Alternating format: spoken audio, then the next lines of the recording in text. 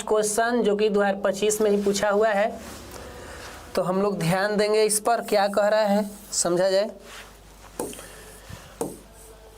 First question से शुरुआत किया जाए ना।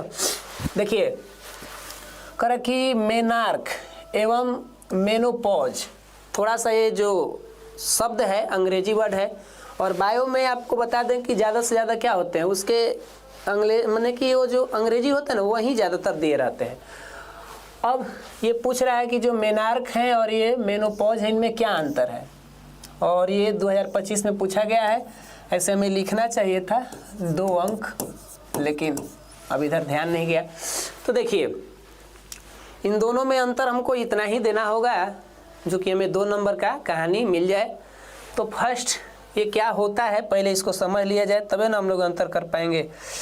देखिए ये मेनार्क क्या है भैया, तो ये कह रहा है कि पहली बार जो मासिक चक्र शुरू होते हैं ना, जो लड़कियों में या जो भी यौनारंभ की शुरुआत होती है, तो फर्स्ट बार ये जो मासिक स्राव या चक्र शुरू होता है, इसी प्रक्रिया को हम लोग क्या बोलते हैं, मेनार्क कहते हैं। सबसे पहला जानकारी होगा कि मेनार्क होते क्या हैं।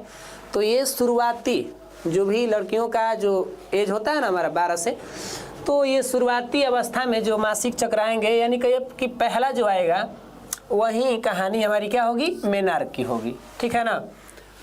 पहला तो हमें ये समझ में आया कि ये मेनार्क क्या है। दूसरा है भैया इधर ये है मेनोपॉज, ये तब का है, देखिए कह रहा है कि मासिक चक्र के अस्थायी रूप से, यानी अब ऐसे लग रहा है कि जो एज इतना बढ़ जाएगा कि एक दिन इसके आने की प्रोसेस जो हैगी, ये मासिक चक्र का जो प्रोसेस होगा एक समय बाद क्या होगा, ये कहे कि भाई अब हम बंद होने वाले हैं। पुरुषों की तरह ये नहीं है कहानी कि पुरुषों में शुक्राणु जो है बहुत जीवन तक उनके चलते रहेंगे बनने का, लेकिन स्त्रियों में एक समय दिख रहा है कि ये अस्थायी रूप से अब ये बंद ही हो जाएगा। तो इस प्रक्रिया को हम लोग बोलते हैं ये मेनोपॉज कहते हैं। तो सबसे पहले हम लोग जान गए क्या जी कि ये होते क्या हैं। तो शुरुआत और एक हो गया अंत, ये हमारी कहानी हुई। अब अगला अगर अंतर देखा जाए, एक तो परिभाषा के द्वारा हम समझ गए कि ये दोनों होते क्या हैं। अगला अंतर कर है कि मेनार्क का जो समय होता है ये 10 से 16 का एक औसत समय ले लिया जाता है। यहीं हम लोग पढ़े भी होंगे कि 10 से 12 में ये यौनारंभ का कहानी होती है शुरू, ठीक है ना। और इसकी उम्र जो है इतना ही उल्लेख की गई है। जबकि ये भाई साहब जो समाप्ति के समय है, यानी जनन क्षमता अब धीरे धीरे ये स्त्रियों में क्या हो जाएंगी, समाप्त हो जाएंगी। तो ये समय अंतराल 45 से 50 का लिया जाता है, यानी मेनोपॉज का जो समय होता है वो 45 से 50 के आसपास होता है। ये एक एक्यूरेट टाइम नहीं है, एक एवरेज टाइम लिया गया है, ठीक है ना। तो 2 अंतर, पहला कि ये मेनार्क शुरू होने की मासिक जो धर्म शुरू होगा या रजो धर्म जो भी कहते हैं, और उधर है कि अस्थायी रूप में अब ये बंद ही हो जाएंगे, अब इनके बाद की कहानी नहीं बनेगी, ठीक है। उम्र की जिक्र हुआ तो उम्र भी जान गए। ये मेनार्क जो है ये यौनारंभ की शुरुआत है। ऐसे कई वो जगह होते हैं जहाँ पर पहली बार किसी लड़कियों में जो मासिक चक्र आएंगे तो वहाँ से उनको काफ़ी उस राज्य में खुशी का माहौल होता है कि चलिए भाई अब ये अच्छा हुआ और यहाँ से जनन की कहानी शुरू हो जाएगी। साथ में देख ही रहे हैं कि ये बता रहा है अगर मेनार्क का कहानी शुरू हो गई तो मतलब आप जान जाइए कि ये जनन क्षमता को प्रारंभ का एक क्या है, दर्शाने की प्रोसेस है, ठीक है। ये कहानी समझ में आ रही है क्या। आगे ये जो भाई ये मेनोपॉज है, ये कहते हैं कि ये जनन क्षमता की समाप्ति को दर्शाते हैं। माने अब अगर ये आ गया अवस्था तो अब जनन की कहानी नहीं बनेगी, ठीक है। 3 गो यहाँ से अंतर में समझ में आ रही है। आगे भी देख लीजिए, ये मेनार्क जो है अंग्रेजी वर्ड था जिस पे आप हिंदी में इसे रजो दर्शन कह सकते हैं। ये किशोरा अवस्था में पहली बार शुरू होता है, तो वही है, ऊपर वाले ही बात को अलग रूप में कहा है, कुछ खास बात नहीं है। और ये जो मेनोपॉज है ये भी अंग्रेजी वर्ड है, इसका हिंदी क्या होता है भाई, रजोनवृत्ति। रजोनवृत्ति माने थोड़ा बोलने में हो सकता है, रजोनवृत्ति ये वयस्कता मतलब अधिक उम्र के अंत में ये क्या होता है, समाप्त हो जाता है। तो कुल मिला के कह सकते हैं कि ये हमारा ऊपर वाला ही बात को दर्शा रहा है, ठीक है ना। अब बताइए कि अंतर आप लोग समझें। सर्दी खांसी से तो एकदम गला ही बैठ रहा है भाई। इस वाले को बंद कर दे, थोड़ा सा बताइए, कमेंट करके बताइए तो।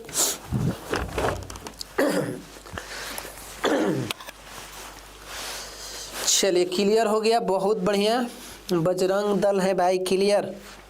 ठीक, चलिए आगे की तरफ हम लोग बढ़ते हैं। अपना थोड़ा रिप्लाई देते रहिएगा ताकि हमें लगे कि आप लोग एक्टिव हैं, नहीं तो फिर हम अकेले इस रात को भूत जैसा हम क्या पढ़ाएंगे, है ना। देखिए करा कि नर तथा मादा हार्मोन के नाम एवं कार्य को लिखे। ये भी क्वेश्चन 2 बार पूछे गए हैं, एक नर हार्मोन और एक मादा हार्मोन की बात कही जा रही है। तो ये क्वेश्चन 15 में भी आए हैं और 25 में भी, ये भी 2 ही अंक के क्वेश्चन है। ऐसे आप समझिए कि आज हम लोग 2 अंक वाला ही रिवीजन कर रहे हैं, बार बार हमको कहना ना पड़े, 2 अंक वाला ही हम लोग क्या कर रहे हैं, रिवीजन कर रहे हैं। चलिए तो देख लीजिए, एक बात कर रहा है नर का, एक बात कर रहा है मादा हार्मोन का, और इन दोनों के नाम भी लिखना है और कार्य भी लिखने हैं। तो हम ऐसे लिखेंगे कि हमारा एग्जाम में भाई इंप्रेशन बढ़िया बने। हम कितना जानते हैं ये तो मायने रखता ही है, लेकिन हम कितना वहाँ पर फाइनल एग्जाम में करके आते हैं, लिख के आते हैं, ये भी मायने रखता है।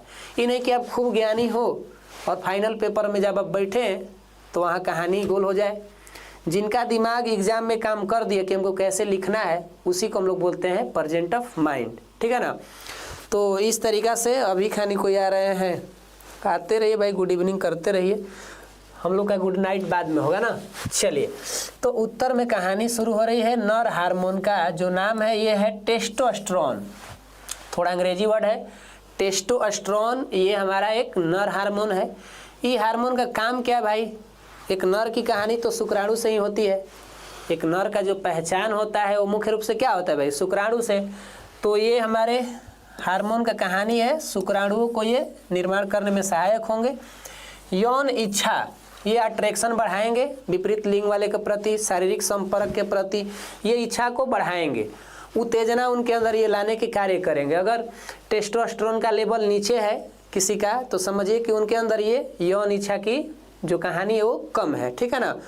अगर टेस्टोस्टेरोन का लेवल बढ़िया है तो उनका अट्रैक्शन थोड़ा ज़्यादा होगा अपने विपरीत लिंग वाले के प्रति, यानी मादा के प्रति।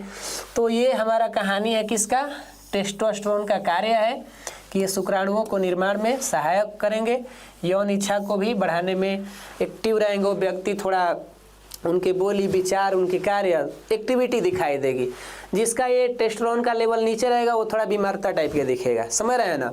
कोई आपके जीवन में देखेंगे कोई एक्टिव इंसान दिखता है, कोई बीमार दिखता है पुरुषों में, तो उनमें ये भी अपना एक सहयोग देता है टेस्टोस्टेरोन का हार्मोन जो है ना। चलिए तो ये कहानी क्लियर हो गया। अब पहुँचते हैं कि भाई मादा में भी चला जाए, क्योंकि पूछा तो दोनों का है। तो मादा हार्मोन का नाम क्या होता है, एस्ट्रोजन। क्या होता है जी, एस्ट्रोजन, ये क्या बोल रहे हैं जी, एस्ट्रोजन नाम होता है। जैसे वहाँ पर नाम था टेस्ट्रोजन यानी टेस्टोस्टेरोन, हम टेस्ट्रोजन कह रहे हैं। देखिए थोड़ा सर्दी की वजह से ना क्या हो रहा है कि बोलने में भी अजीब लग रहा है। आप महसूस कर पा रहे होंगे मेरी आवाज़ को, कुछ खतरनाक ढंग से बोल रहे हैं। ऐसे नहीं लग रहा कि हम एलियन जैसा बोल रहे हैं, देखिएगा भाई, देखते रहिएगा। तो टेस्टोस्टेरोन तो हो ही गया, अभी है एस्ट्रोजन। और ये मादा में क्या करता है, तो ये मासिक चक्र का नियंत्रण रखता है। जो मासिक चक्र का शुरुआत होता है ना, एक समय अंतराल में रिपीट होता है, तो उस पर एक कंट्रोल बनाए रखता है, समझ रहे हैं। साथ में ये गर्भावस्था के दौरान जब गर्भधारण होगा उस दौरान ये क्या करेगा, गर्भाशय के विकास करने में भी मदद करेगा।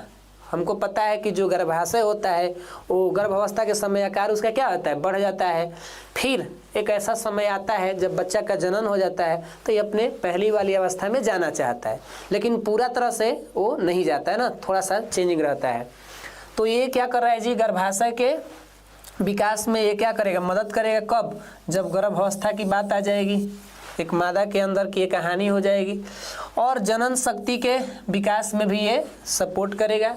कौन सा हार्मोन, तो ये हमारे एस्ट्रोजन है। और टेस्टोस्टेरोन की तो बात ही अलग है, वो तो भाई पुरुषों की कहानी है। तो इस तरीक़ा से अगर हम लोग देखें तो ये प्रश्न का आंसर हमारा क्या होगा, क्लियर हो गया। चलिए ठीक है, बोलते रहिएगा भाई, एग्ज़ाम के क्वेश्चन है और हम ज़्यादा एक्स्ट्रा भी चीज़ें नहीं लिखे हैं। देखिए शब्द सीमा का ध्यान रखना होता है। विद्यार्थी लोग बोलते हैं ना कि विद्यार्थी लोग यानी परीक्षार्थी लोग शब्द सीमा का ध्यान रखिएगा, नहीं तो फिर गड़बड़ हो जाएगा कहानी। ये ना कि खुश हो के ना आप पूरा लिख दीजिएगा।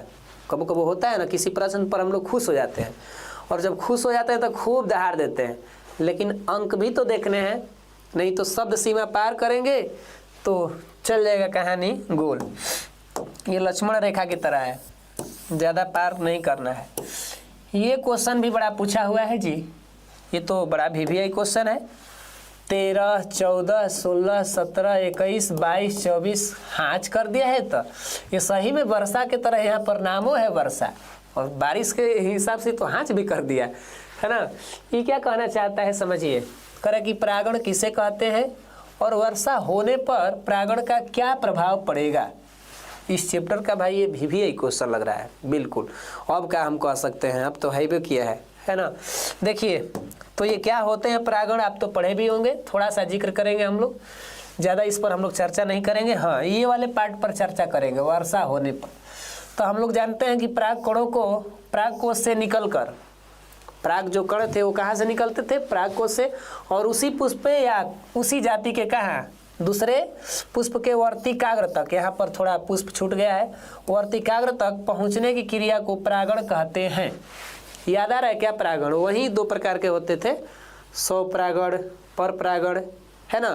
तो ये क्या कह रहा है जी कि पराग कणों से, ये जो पराग कण है कहाँ से निकलेंगे, पराग कोश से निकलेंगे, या तो अपने ही पुष्प पर या किसी दूसरे के पास जाएंगे, लेकिन अपने ही जाति का रहेगा। ये गुलाब का है तो गुलाबे का अगला होना चाहिए, ये ना तो गेंदा वाला फूल पे चल जाएगा।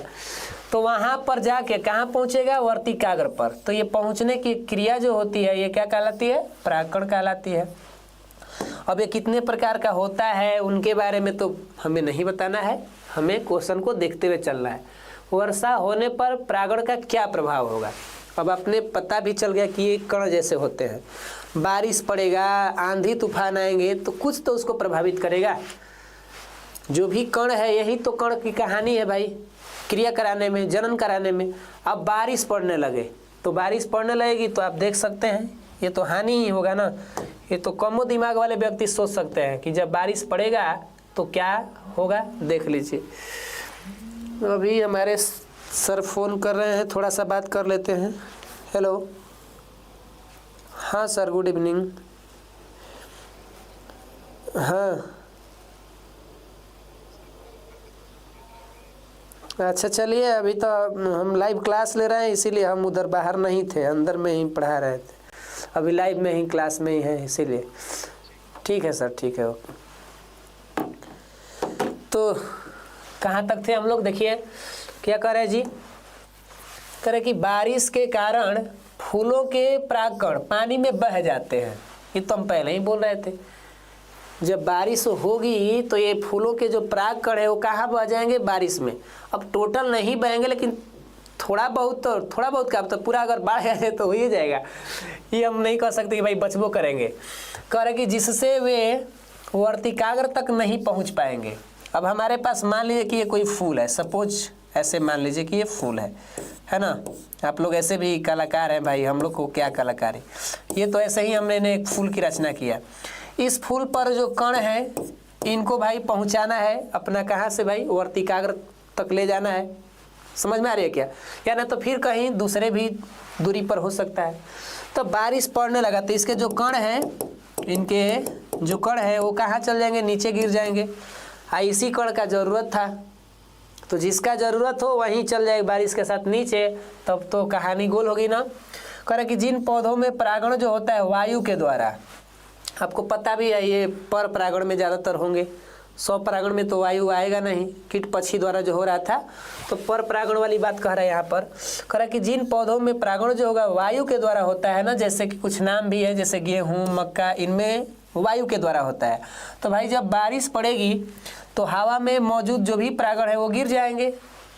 आखिर जो हवा से एक पौधा से दूसरे पौधा में जा रहे हैं या उनके वर्तिकाग्र तक पहुँच रहे हैं हवा के द्वारा, अब जैसे ही बारिश आएगी तो नमी हो जाएगी, और नमी होने से अब जान ही रहे हैं ये कहाँ हो जाएंगे भाई, धरती पे गिर जाएंगे। और गिर जाएंगे तो ये परागण की क्रिया कम हो जाएगी। समझ में आ रही है क्या, बातें समझ पा रहे हैं। तो ये कह रहा है कि इससे हानि ही होगी, वर्षा होने पर परागण पे निम्न प्रभाव पड़ेगा और ये प्रभाव फायदे वाले नहीं है, ये हानि ही होने वाली है, ठीक है ना। तो इस तरीक़ा से हमारा उस क्वेश्चन का आंसर बन गया है, जैसे हमारा क्वेश्चन कहा था और ये क्वेश्चन जैसे बोला वैसे हमने कहा। पहले परागण को परिभाषित किया और वर्षा होने पर परागण पर क्या प्रभाव पड़ेगा, इसके नंबर को देखते हुए हमने उत्तर दे दिया, ठीक है। क्या ये वाला क्लियर हो गया है? ये क्वेश्चन नंबर 3 क्लियर हुआ है?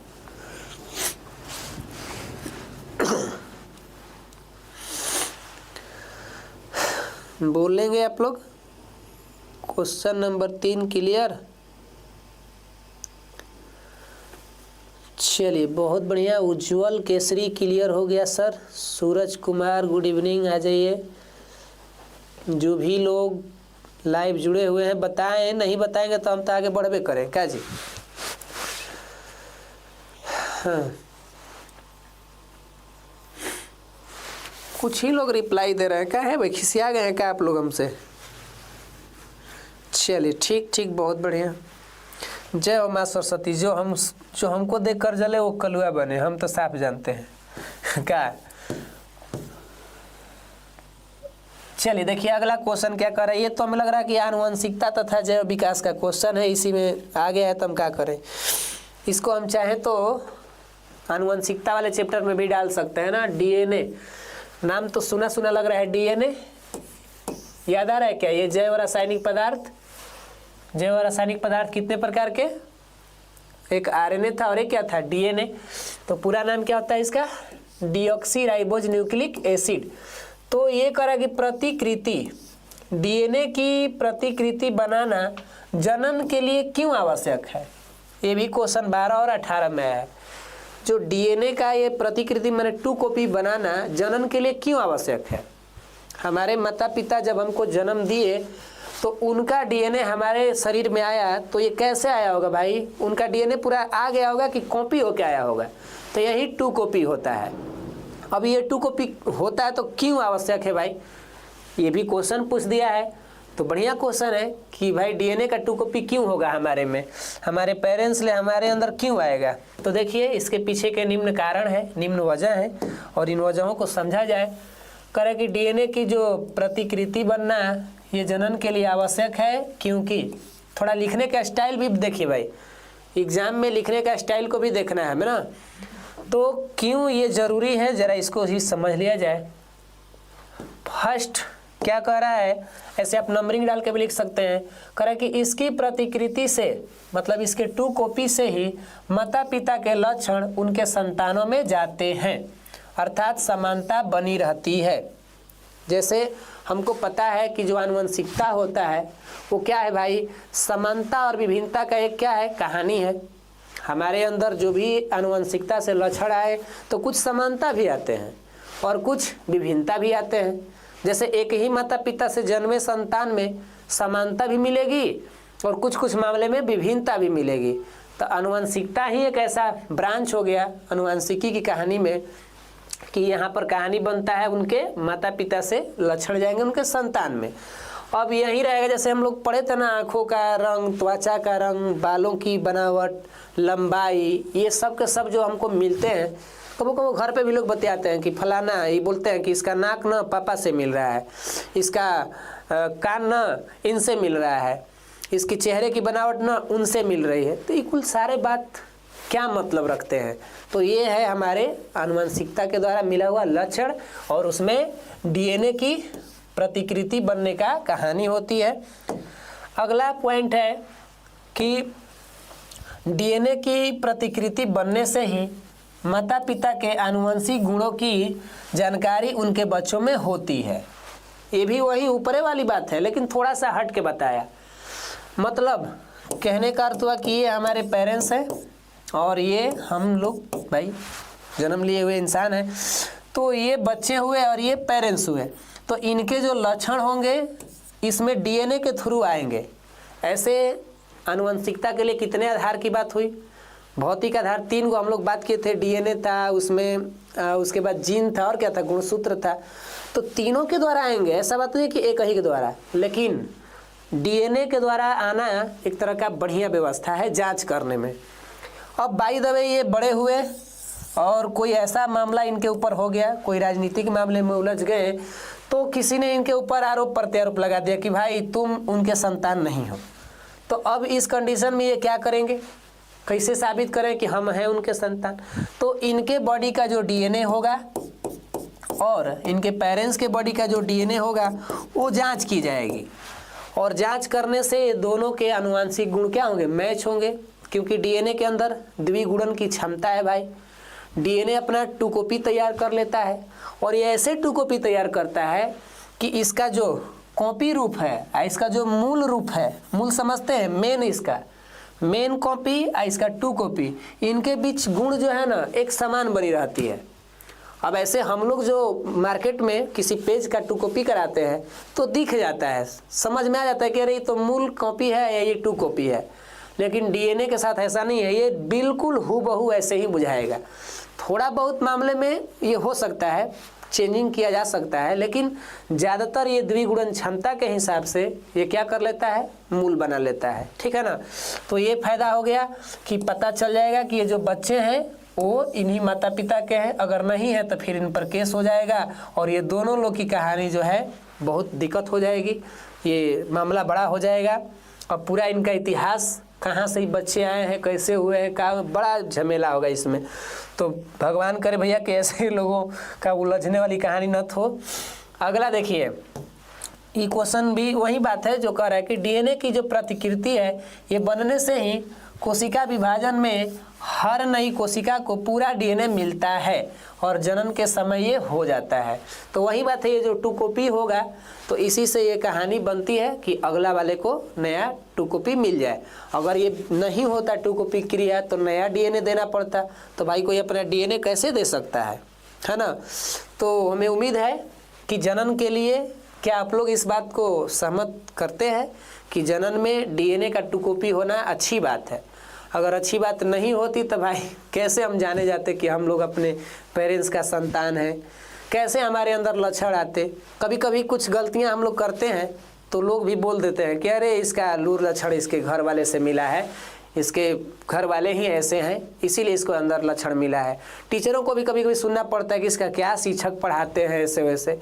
तो शिक्षक का थोड़े वहाँ कहानी है, वो तो शिक्षा की बात होगी, लेकिन ये आनुवांशिक लक्षण जो है पेरेंट्स ले आएंगे। हम लोग का तो भाई शिक्षा वाला लक्षण जाएगा, जैसा शिक्षक रहेंगे वैसा उनके विद्यार्थी में पहुंचेगा लक्षण, है ना। अगर एक आक्रामक टीचर है, एक थोड़ा झगड़ालू किस्म का टीचर है, तो उनके बच्चे क्या लगता है, वो आपको लगता है कि अच्छे स्वभाव में रहेंगे, वो भी थोड़ा आक्रामक हो जाएंगे। और एक नम्र शिक्षक है तो नम्र शिक्षक का जो विद्यार्थी भी तैयार होंगे उनके अंदर भी नम्रता आएगा, क्योंकि जैसा भाई गुरु वैसा उनके शिष्य बनते हैं। तो हर मामले में ऐसा नहीं होता, कुछ अपवाद भी होते हैं, और अपवाद तो पूरा ये संसार में ही मिलेंगे, ऐसा थोड़े है। हर बहुत सारे चीज़ें हैं जिनका अपवाद होना जरूरी भी है।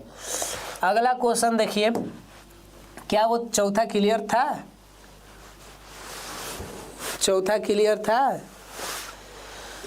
छोटी कुमारी आपने तो इतना नमस्कार किया कि हम भी समझ गए।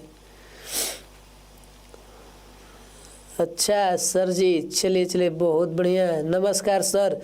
आप भी देख रहे हैं, बहुत दिनों के बाद लाइव आए हुए हैं, और पता नहीं आपका तो ध्यान ही नहीं रह रहा, कहाँ रह रहे हैं आप। कभी आइए घूमते फिरते कोचस के तरफ। चलिए ठीक है, क्लियर हो गया।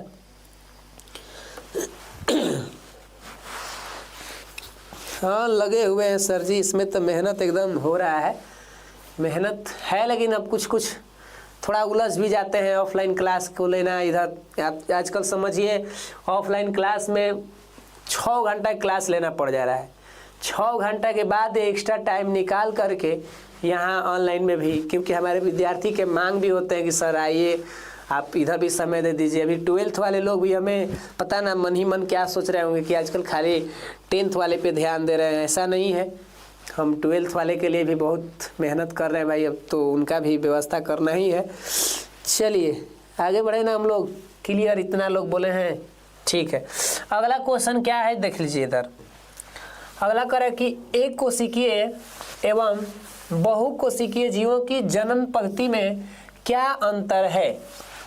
ये जो हमारे एक कोशिकीय जीव है और हम सभी लोग क्या है भाई, बहुकोशिकीय जीव, तो उनमें और हमें क्या डिफरेंट है। कुल मिलाकर ये क्वेश्चन को ऐसे भी कह सकते हैं कि लैंगिक जनन और अलैंगिक जनन। तो पहले यहाँ पर अलैंगिक हो जाएगा, तो यहाँ कह सकते थे कि इसको अलैंगिक बना दीजिए और इसको बना दीजिए लैंगिक। तो इस तरह से भी क्वेश्चन बन सकता है। आने वाले जो एग्जाम होंगे यहाँ क्वेश्चन का प्रारूप भी चेंज हो जाएगा। तो मतलब ऐसे कोशिश किया जाए कि अगर यहीं आएगा तब मज़ा आ जाएगा, अगर बदल भी जाएगा तो कौन क्या, हम भी चेंज हो जाएंगे, ठीक है ना। तो देखिए कि क्या अंतर है भाई, ये भी क्वेश्चन 2018 के हैं, तो आइए समझ लिया जाए। देखिए अंतर के लिए हम लोग लिखने का तरीका तो देख ही रहे हम लोग। ये फलाना चिलाना निम्न है, एक कोशिकीय जनन और इधर है बहुकोशिकीय जनन। एक कोशिकीय जनन का मतलब करे कि इनमें जो है, इनमें जो जनन होगी ये मुख्य रूप से अलैंगिक जनन की विधि पाई जाती है, यानी करे कि इनमें मुख्य रूप से अलैंगिक जनन की विधि पाई जाती है। एक कोशिकीय जो जीव है, माने एक कोशिकीय जो जीव होते हैं उनमें अलैंगिक जनन की विधि पाई गई, और ये हमारे भाई साहब हैं तो यहाँ पर क्या होंगे, लैंगिक जनन। हम लोग पढ़े हैं ना, सेक्सुअल रिप्रोडक्शन, असेक्सुअल रिप्रोडक्शन। जनन को दो भागों में बांटे थे हम लोग, तो एक था क्या, वही लैंगिक और एक था अलैंगिक, है ना। तो इस तरह से एगो अंतर तो भाई पहुँच गए हम लोग, माइंड तक पहुँचा ना बात, ठीक है।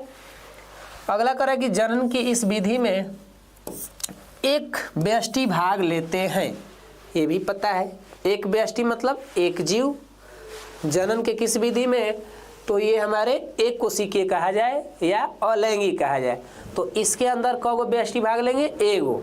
और इधर की जो बात हो रही है ये तो भाई दो व्यष्टि यानी दो जीव, इन्हीं में हम लोग कहते थे क्या, एक नर और या एक नर और क्या, एक मादा, ठीक है ना।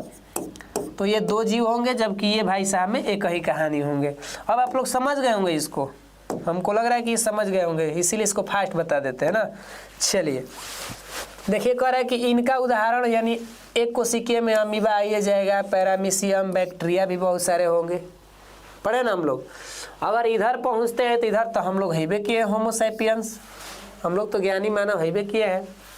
पौधे भी हैं इसमें, पशु भी आ जाएंगे और भी चीज़ें, उधर समझ लिया जाए। इनमें जन्म लेने वाले जो होते हैं जीव अपने जनक के ही समान होते हैं, जो एक कोशिकीय वाले में ज़्यादा डिफरेंट होता नहीं है। बहुकोशिकीय वाले में थोड़ा बहुत तो जान ही रहे हैं, भिन्न भी हो जाते हैं, कुछ मामले में मैचिंग भी करता है और कुछ मामले में ये थोड़ा अलग भी हो जाते हैं। जैसे हम लोग जन्म लिए तो भाई हम लोग के जो माता पिता हैं उन्हीं के अनुरूप टोटली तो नहीं ना हुए, कुछ तो बदल गया। अब एक धान के जो भी पौधा से धान निकलेगा तो उसी जैसा मिलेगा। तो कहीं ना कहीं ये क्या कह रहा है, ये तो वही बात कह रहा है भाई कि इनमें जो जनक होंगे, जनक समझते हैं जन्म लेने वाले कि जन्म देने वाले, तो ये तो जन्म देने वाले हैं, इनका वंशज, इनका क्या जी, वंशज, तो ये हो गए जन्म लेने वाले। तो इसमें क्या होता है, इनका एक जैसा दिखाई देते हैं, और ये भाई साहब हैं तो ये थोड़ा सा अलग हो जा सकते हैं। तो हमें उम्मीद है ये वाला क्लियर हो गया, ये तो कोई ज़्यादा भारी भरकम बात नहीं था। ये आ गया क्या, देखिए निम्नलिखित का पूरा नाम लिखिए। अभी हम लोग कई गो पूरा नाम हमने पढ़ा, जैसे पीछे आप पढ़े CNG का पूरा नाम, ECG का, इसमें HIV आ गया, CFC आ गया, ATP आ गया, ये तमाम चीज़ें, एड्स आ गया, कुल नाम तो आ ही रहा था ना। LPG आ गया, pH मान के लिए आ गया, बहुत सारे ऐसे हम लोग फुल फॉर्म को पढ़े। इसमें से कुछ चीज़ें तो हमें मैचिंग हो ही रहा है, देख लीजिए इसमें कुछ चीज़ें आपको तो याद होगी ही। और ये भाई साहब क्या कह रहा है, देखिए तो कौगो है यहाँ पर अंतर के लिए, एक यहाँ पर, एक ये और एक ये, और ये 4 गो है। 4 गो में से हमको 2 गो तो भाई जानकारी कंफर्म होना चाहिए। ये एड्स को तो पता ही है कि भाई ये लैंगिक जनन से संबंधित रोग है, और इसका HIV यही वो वायरस है जिससे हमारे एड्स जी का एक कहानी होती है। ये जनन का एक बहुत भयानक रोग है, इस रोग के बारे में हम लोग तो पढ़े भी होंगे। तो दोनों की कहानी तो पता है, लेकिन सर ये क्या होता है, IUCD, देखिए कहीं रहा है, इसमें लिखा भी है, थोड़ा नाम अंग्रेजी वर्ड है तो बोलने में भी हो सकता है दिक्कत हो। इंट्रायूट्रिन, इंट्रायूट्रिन, और उसके बाद क्या है भाई, यू से क्या है, यहाँ पर तो कहानी ही, हमें लग रहा है कि इसमें यू वर्ड को दे दिया है क्या, ICD। अब यहाँ पर यू कहाँ से आ गया, ऐसे तो कोई शब्द दिख नहीं रहा है पर। तो भाई साहब यहाँ पर जो हिसाब से लिखे गए हैं, हमको लग रहा है कि इसको हाइड करना पड़ेगा। तो ये हो जाएगा क्या, कंट्रासेप्टिव डिवाइसेस। ये समझिए अंग्रेजी में दिए हुए हैं, लेकिन अपने भाषा में हम लोग इसका नाम सुने भी होंगे। कॉपर टी का नाम सुने हैं क्या, ये एक तरह के टी आकार वाला, थोड़ा इसको समझा दे।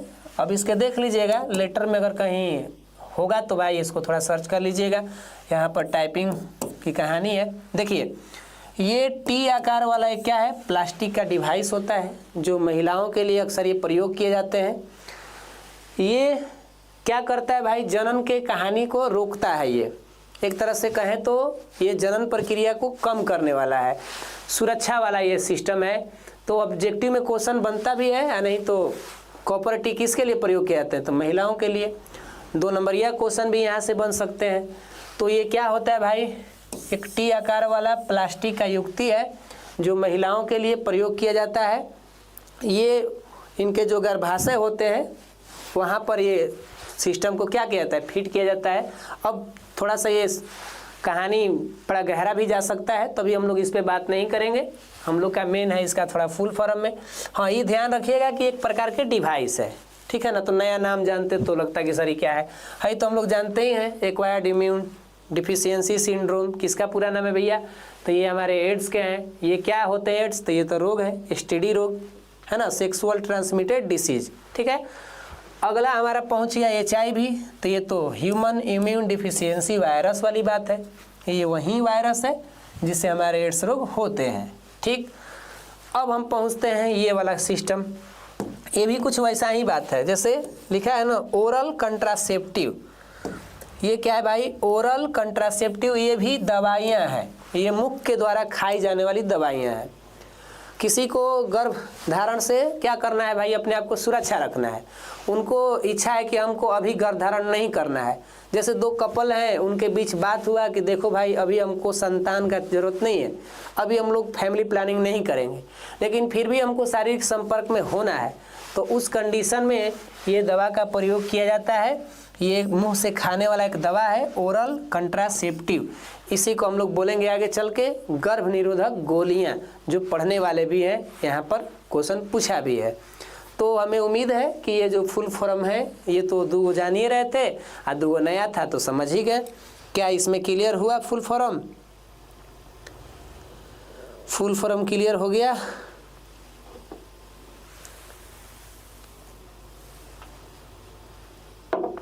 ठंडा में ठंडा पानी पीना पड़ रहा है भाई, बोलने में तो मेहनत लगते हैं। आप लोग तो हीरो बन रहे हैं, घर हैं, ये भी तो हमको घर भी जाना पड़ेगा, देख रहे हैं ना। खा पी के तो आप लोग मस्त हैं। 1 घंटा से ऊपर होने वाले हैं क्लास। देखिए अगर आप कमेंट करेंगे तबे ना हमारे अंदर भी ऊर्जा रहेगा ना, तब पता चला कि ये रात बिरात के एक भाई साहब पूछ रहे हैं क्या हाल है, पता नहीं चला है कि ये मेरे विद्यार्थी हैं कि दोस्त हैं कि किसी और से पूछ रहे हैं, तो हम कैसे बताएंगे। 5 भी क्लियर हो गया। चलिए 5 था ना कि हाँ 6 है, तो हमको लगा 5 है। चलिए आगे बढ़े। जिनका नाम ले रहे थे वो नाम यहाँ पर आ भी गया। देखिए चलिए समझा जाए ना। देखिए इधर क्या कह रहे हैं जी, कह रहा है कि गर्भ निरोधक युक्तियाँ यानी गर्भ निरोध, ये अपने आप में कुछ डिवाइसेस, कुछ ऐसा सिस्टम है जो गर्भ को रोकेगा। गर्भ मतलब एक स्त्री को गर्भधारण होने से रोकेगा ना। तो उन युक्तियाँ को अपनाने का क्या कारण हो सकते हैं, ये क्यों गर्भ निरोधक युक्तियाँ क्यों अपनाया जाएगा, इसके पीछे क्या कारण है। तो ये तो कमो पढ़ा लिखा आदमी कहेगा कि भाई गर्भ को रोकना है, उनको अभी संतान की ज़रूरत नहीं है, या अगर संतान है भी तो अगला संतान के लिए थोड़ा सा वेट करना है। अभी ना कि भाई जनसंख्या यही तरह देख ही रहे हैं हम लोग का कहानी भारत का। अब वो कहेंगे कि हम तो 2 पति पत्नी हेबे किए हैं, हमारे बाल बच्चे हो जाए वो क्रिकेट टीम, तो और ही मज़ा आ जाएगा उनमें। लेकिन भाई एक समय अंतराल में बच्चे अगर होंगे तो ठीक ठाक रहेगा पालन पोषण करने में, शिक्षा देने में। कम फैमिली रहेंगे, सुखी फैमिली रहेंगे, ये इस थ्योरी का है कहानी, ठीक है ना। तो देखिए ये क्वेश्चन 2019 में आए हुए हैं और कह रहा है कि ये जो गर्भ निरोध युक्तियां हैं इनका मुख्य रूप से गर्भ रोकने के लिए ही हम कहानी में अपनाते हैं, और खासकर ये महिलाओं का ही प्रयोग है, ये पुरुष नहीं खाएंगे क्योंकि पुरुष में थोड़े गर्भधारण है, पुरुष उसमें सहयोग देंगे, लेकिन गर्भधारण करेंगी कौन? महिलाएं करेंगी, यानी एक मादा करेंगी। तो भाई साहब पुरुष को मत खिला दीजिएगा ना, तो वो कहेंगे लो ये कहाँ से हम खा लिए, वो बेहोश हो जाएंगे ना। तो गर्भ निरोध युक्तियाँ जो है ये मुख्य रूप से गर्भ को रोकने के लिए क्या की जाती है? अपनाई जाती है, और इनके अपनाने से बच्चों के उम्र में भी क्या है? अंतर पाना संभव हो जाता है। हमने नहीं कहा कि एक बच्चा हुआ दूसरा के लिए अब थोड़ा सा समय दिया जाए कि चलो भाई अभी बच्चा की जरूरत नहीं है, तो इस अवस्था में अगर शारीरिक संपर्क होते भी हैं तो वहाँ पर ये दवा का प्रयोग कर लेंगे तो इनका कहानी जो है गर्भधारण वाला रुक जाएगा, ठीक है। ये मैंने कई मामलों में अब 100% नहीं कहा जा सकता है, लेकिन अगर अच्छा से प्रयोग किया जाता है तो ये बहुत ज़्यादा कामगर होता है ना, ठीक है। दूसरी बात कि अगर ये गर्भ निरोधी युक्तियाँ जो है ये कई तरह के लैंगिक जनन से जो रोग होंगे, लैंगिक जनन से संबंधित ये जो होने वाले रोग होंगे इनसे भी सुरक्षा मिल जाती है। जैसे हमारे कई तरह के एक निरोध भी होता है मार्केट में, मेडिकल के दुकान पर, ये पुरुषों द्वारा प्रयोग किया जाने वाला एक बाह्य युक्तियाँ कह सकते हैं। तो वो इन लैंगिक जनन के संबंध में जो होने वाले रोग होते हैं, जैसे हम लोग पढ़े भी होंगे ना, gonorrhoea, syphilis, cervix cancer, AIDS, तो ये तमाम रोगों से क्या करेगा? सुरक्षा भी करेगा। तो इस तरह से ये कहानी हमारा रहा, 2019 से पूछा गया था, और क्वेश्चन कह रहा है कि गर्भ निरोधक जो युक्तियाँ हैं ये अपनाया क्यों जाता है? तो जाहिर सी बात है इसके अपनाने के पीछे का कहानी है कि कोई गर्भ रोकना चाहता है अपना, इसे उनके बच्चे का समय अंतराल को भी वो ध्यान में रखना चाहते हैं। तो हमें उम्मीद है कि ये कहानी आप लोग को अच्छे से समझ में आई होगी। क्लियर है क्या? 7 नंबर क्वेश्चन जिन जिन लोगों का क्लियर हो गया, हमारे ज्ञानी मानव जो भी होमोसैपियंस लोग हैं जो हमें देख पा रहे हैं वो ओके मार दें। कुछ ऐसे भी लोग होंगे जो कि वो केवल उनको मज़ा आ रहा होगा सीखने में, तो वो कोई बात नहीं, अगर वो कमेंट नहीं भी करते हैं तो हमको टेंशन नहीं है ना, टेंशन लेने को नहीं, टेंशन देने को, ठीक है। चलिए आगे बढ़ा जाए।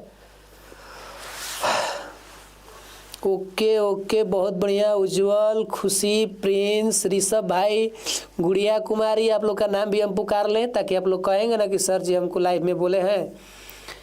ठीक है भाई, जल्दी से 2-4-10 लोग कमेंट कर दे रहे हैं तब कम है जी, इतना अपने आप को कम नहीं समझना है क्या जी। रतन चौहान, चलिए भाई, ठीक आगे बढ़े ना, चलिए ठीक है। तो हमें पहुंचना होगा अगला क्वेश्चन के तरफ, और ये वही क्वेश्चन है जो दवा की बात हो रही है। अभी हम लोग पढ़े थे ना ओरल कॉन्ट्रासेप्टिव, ओसी नाम आया था ना, ये वही कहानी है यहाँ पर। अब इसको हम थोड़ा एक्सप्लेन करेंगे। ये क्वेश्चन 2021 में आया हुआ है, और हमने शुरुआत में ही कहा था कि अधिक तौर पर हम वैसे क्वेश्चनों पर चर्चा करेंगे जिनका संबंध एग्जाम से हो, ठीक है। तो चलिए शुरुआत किया जाए ना, रेडी हो गए इसको जानने के लिए। देखिए क्या करें कि गर्भधारण को रोकने के लिए महिलाओं द्वारा, ये तो पहले ही से चर्चा हम लोग कर लिए कि महिला के द्वारा ही ये प्रयोग किए जाएंगे, और महिलाओं द्वारा ली जाने वाली गोली को गर्भ निरोधक गोली कहते हैं।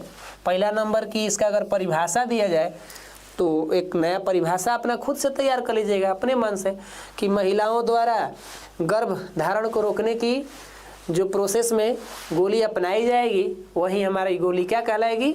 गर्भ निरोधक गोलियां, ठीक है ना। ये क्या होते हैं भाई? तो देख ही लीजिए। करें कि इन गोलियों को खाने पर शरीर में हार्मोन में क्या होगा, परिवर्तन होगा। जो भी महिलाएं इस तरह की गोली को खाएंगी तो उनके शरीर में परिवर्तन होगा, और परिवर्तन होने से हार्मोन पे भी प्रभाव पड़ेंगे। क्या हार्मोन पे प्रभाव पड़ेंगे भाई, तो ये शरीर के साथ साथ हार्मोन में ही कहानी बनेगी। यहाँ से प्रभाव होने से जो अंडाणु होंगे ये अंडाशय से भाई नहीं निकल पाएंगे या निषेचन में नहीं भाग लेंगे। कब, जब ये गोली खाई जाएगी तब। इस कंडीशन में ये सेफ्टी का सिस्टम है, एक तरह से कहे तो जनन को ये रोकने का, जब तक दवा का प्रयोग होगा तब तक की बात हो रही है। अभी ना कि एक बार दवा खा लेंगे तो पूरे जीवन काल तक जनन में आपका सहयोगी नहीं है, तो ऐसा बात नहीं है। ये कुछ समय अंतराल के लिए है। ये गोलियां खाएंगे तो शायद 1-2 महीना या जो भी इसका समय होता है, थोड़ा डीप में और पढ़ना होगा तो भाई इस पर हम लोग चर्चा करते, लेकिन 2 नंबर यह है तो उसी लायक में आंसर देंगे। ये ध्यान रखना है, कुछ लोग इस पर ज़्यादा गहराई से सोच लेते हैं, जिनके पास शिक्षा नहीं होता है वो सोचते हैं कि एक बार भाई कोई खा लिया तब तो पूरा जीवन काल तक उसका जन्म की क्रिया में बच्चा नहीं होंगे, तो ऐसा बात नहीं है। ये कम समय के लिए होंगे, महीना का ही अंतराल है, 1-2 महीना की बात है। तो देखिए यहाँ समझ लिया जाए, करें कि गर्भ धारण को रोकने के लिए महिला द्वारा ली जाने वाली जो गोली है इसे हम लोग बोलते हैं गर्भ निरोधक गोली।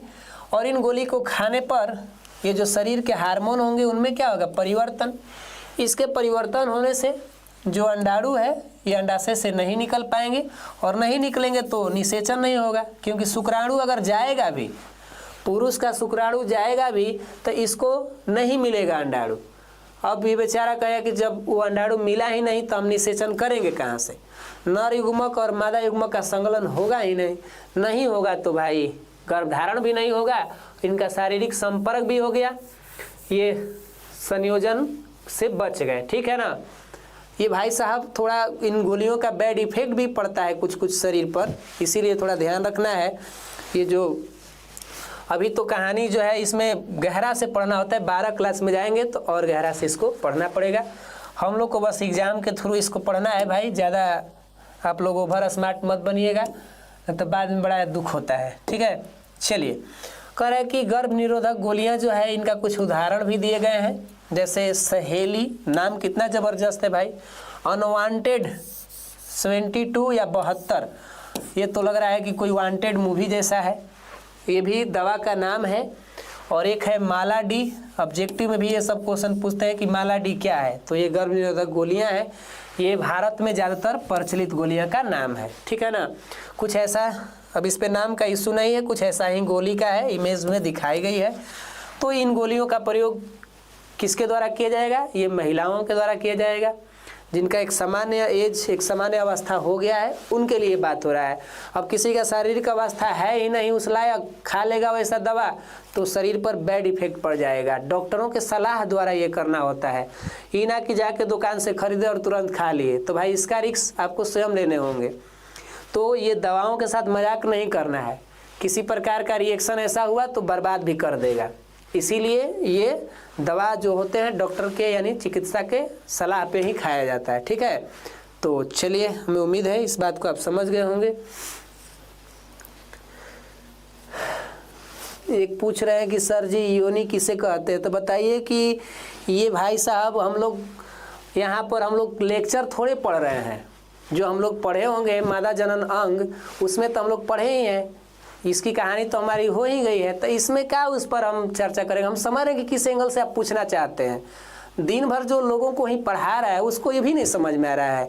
अब क्वेश्चन हम लोग का हेडिंगे डाला गया था कि आज रिवीजन कर रहे हैं, वो लिखा गया है कि रिवीजन में हम उसी बात पर रिवीजन कर रहे हैं जिनका संबंध एग्जाम से आया हुआ है। अब कोई मादा जनन अंग पूछे, फिर कुछ देर में कोई पूछेगा कि सर ये पेनिस क्या होते हैं सर, उसको बता दीजिए, तो अब उसका कोई मतलब बनता है नहीं ना बनता है, तो फिर हम इस पर क्यों चर्चा करेंगे। लेक्चर वाले क्लास में तो बहुत बढ़िया से इसको समझाया गया है। ये ऐसे भी थोड़ा बहुत सोच लीजिए अगर सोचना है तो, कि ये मादा का एक महत्वपूर्ण जनन अंग का हिस्सा है भाई, योनि है ना, वजाइना भी इसको बोलते हैं अंग्रेजी में। तो इसमें कौन शर्माने वाली बात है। हम लोग अपने शरीर के अंगों का नाम लेने में जब शर्माएंगे, उसके बारे में जानने में शर्माएंगे, तो पढ़ने का खाका है हम लोग, क्या पढ़ के करने वाले हैं। शिक्षा जिसके अंदर चली जाती है ना, उसको कॉन्फिडेंस आ जाता है भैया कुछ शर्माने वाली काम नहीं करता है। और शर्माने की कहानी तो वे करेंगे जिनके पास शिक्षा है ही नहीं, उनको लगे कि अरे फलाना कोई सुनेगा तो क्या कहेगा। ये तो मेन मूर्खता है हमारी। अगर ये मूर्खता नहीं होती ना तो हमारे समाज में ये चोरी छुपे जो भी हम लोग अपने आप को हानि पहुंचा लेते हैं, नीचे गिर जाते हैं समाज के नज़रों में, ये वही सब कहानी है। अगर हम लोग शिक्षित होते, हमारा समाज भी पूरा शिक्षित होता है तो समझता है लोगों के भावनाओं को, है ना। तो ये शिक्षा ना है, इसीलिए हम लोग ज़्यादातर समस्या में घिर जाते हैं। तो चलिए, इसके पीछे सबसे ज़्यादा दोष किसका है भाई? तो ये शिक्षकों का दोष है, जो डॉक्टरों का दोष है, जो समाज का दोष है, जो ये लोग ज्ञान देने में क्या करते हैं, हिचकिचाते हैं। और लोग लेने वाले तो दांत दिखाते हैं कि अरे ऐसा ऐसा बात बताया जा रहा है, बहुत बढ़िया बात है, बढ़िया है, अप्लाई भी करना है ना। चलिए, खाना खा लिए सर? क्या खाना खाएं? खाना खा लिए रहते तो हेचिया के देख रहे ना, नींद नहीं आता। इस टाइम पे रात के 8 बज गए, 1 घंटा बोलते बोलते हो गया। अब 1 घंटा तक बोल रहा है जो व्यक्ति, कभी कभी ये है सहारा, जल ही जीवन है। एक तो ऊपर से सर्दी, मेरी आवाज़ तो ऐसे लग रही हो कि हम एलियन जैसा बोल रहे हैं। देखिएगा, ऐसा नहीं लग रहा है कि हम दूसरे ग्रह से आए हैं।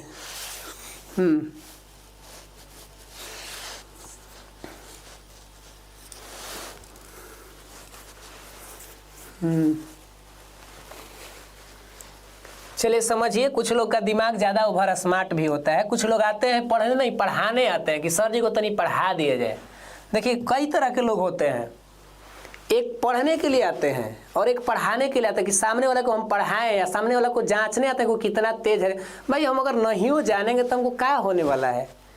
हम तो नहीं हो जानेंगे तो हम पढ़ लेंगे कहीं से। आजकल दुनिया में जानने की कहानी, इतना इंटरनेट पे नॉलेज है कि कम जान रहा है। हम तो ये तरह कहते हैं कि हमको थोड़ा बहुत जानकारी है, यो हम नहीं कहते कि हम बहुत ज्ञाता है। भैया, हमको जो भी जानकारी है उस जानकारी का हम सही उपयोग कर रहे हैं और सही तरीक़ा से बता दे रहे हैं, तो यही मेरा कॉन्फिडेंस है। सीखने का जुनून है मेरे अंदर।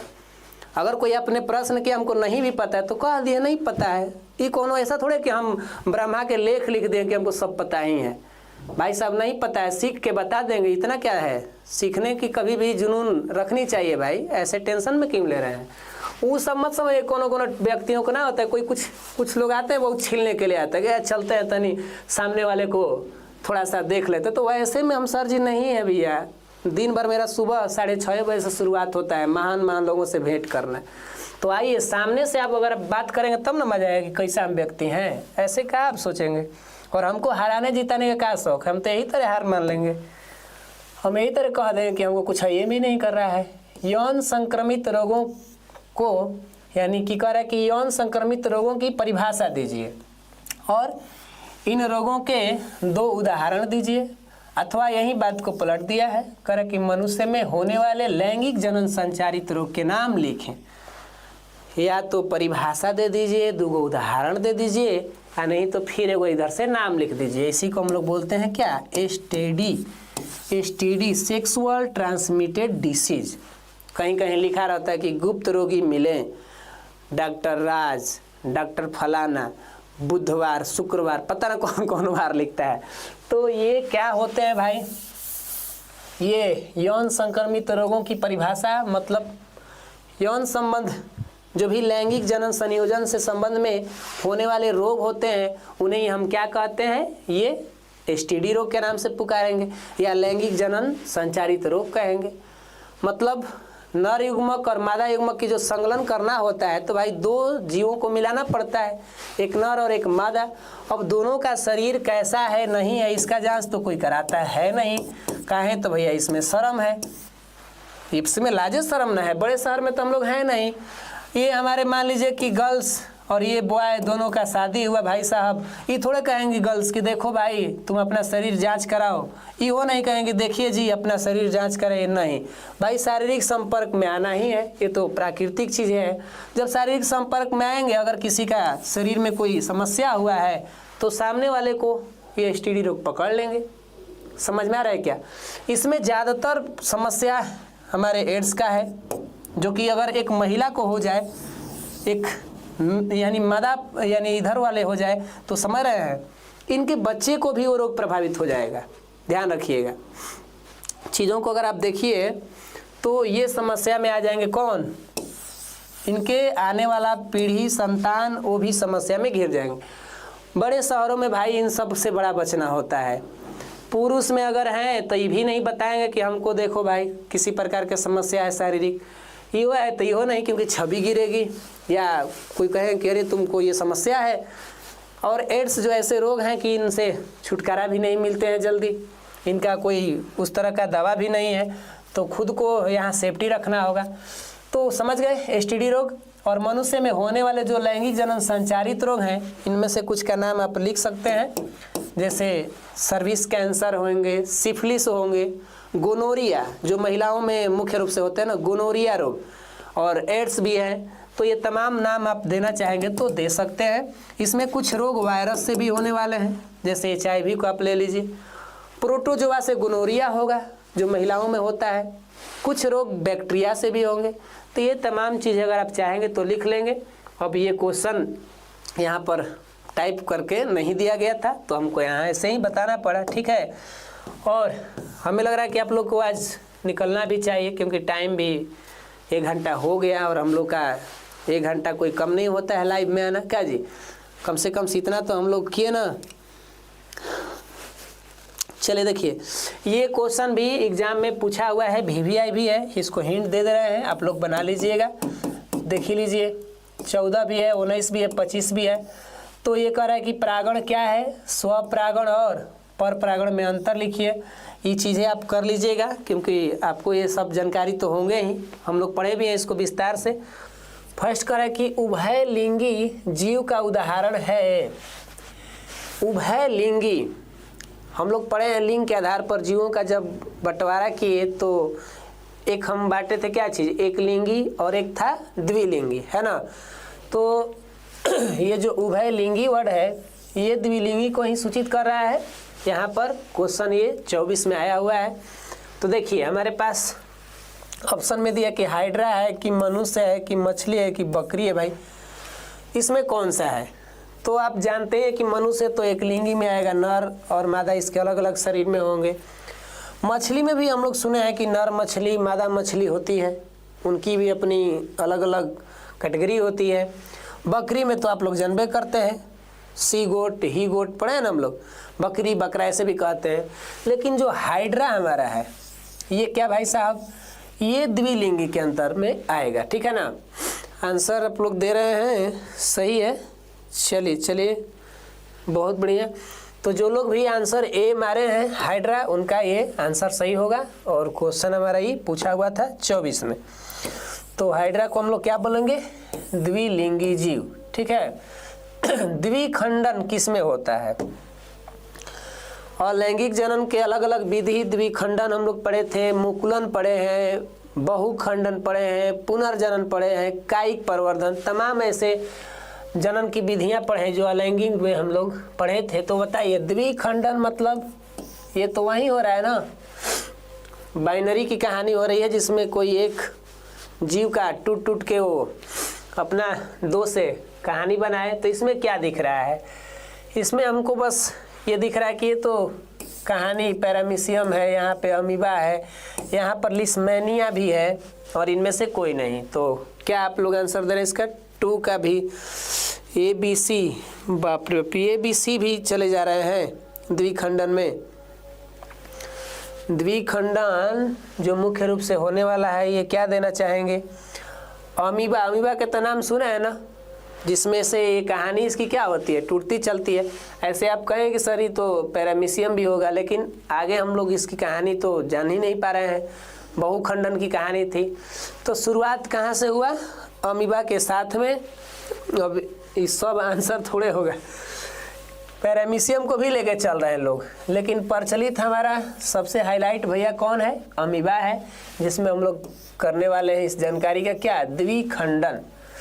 ये कौन सा जनन है, लैंगिक है कि अलैंगिक, तो ये अलैंगिक जन्म में है। क्वेश्चन 13 और 21 में पूछा हुआ है, ठीक है।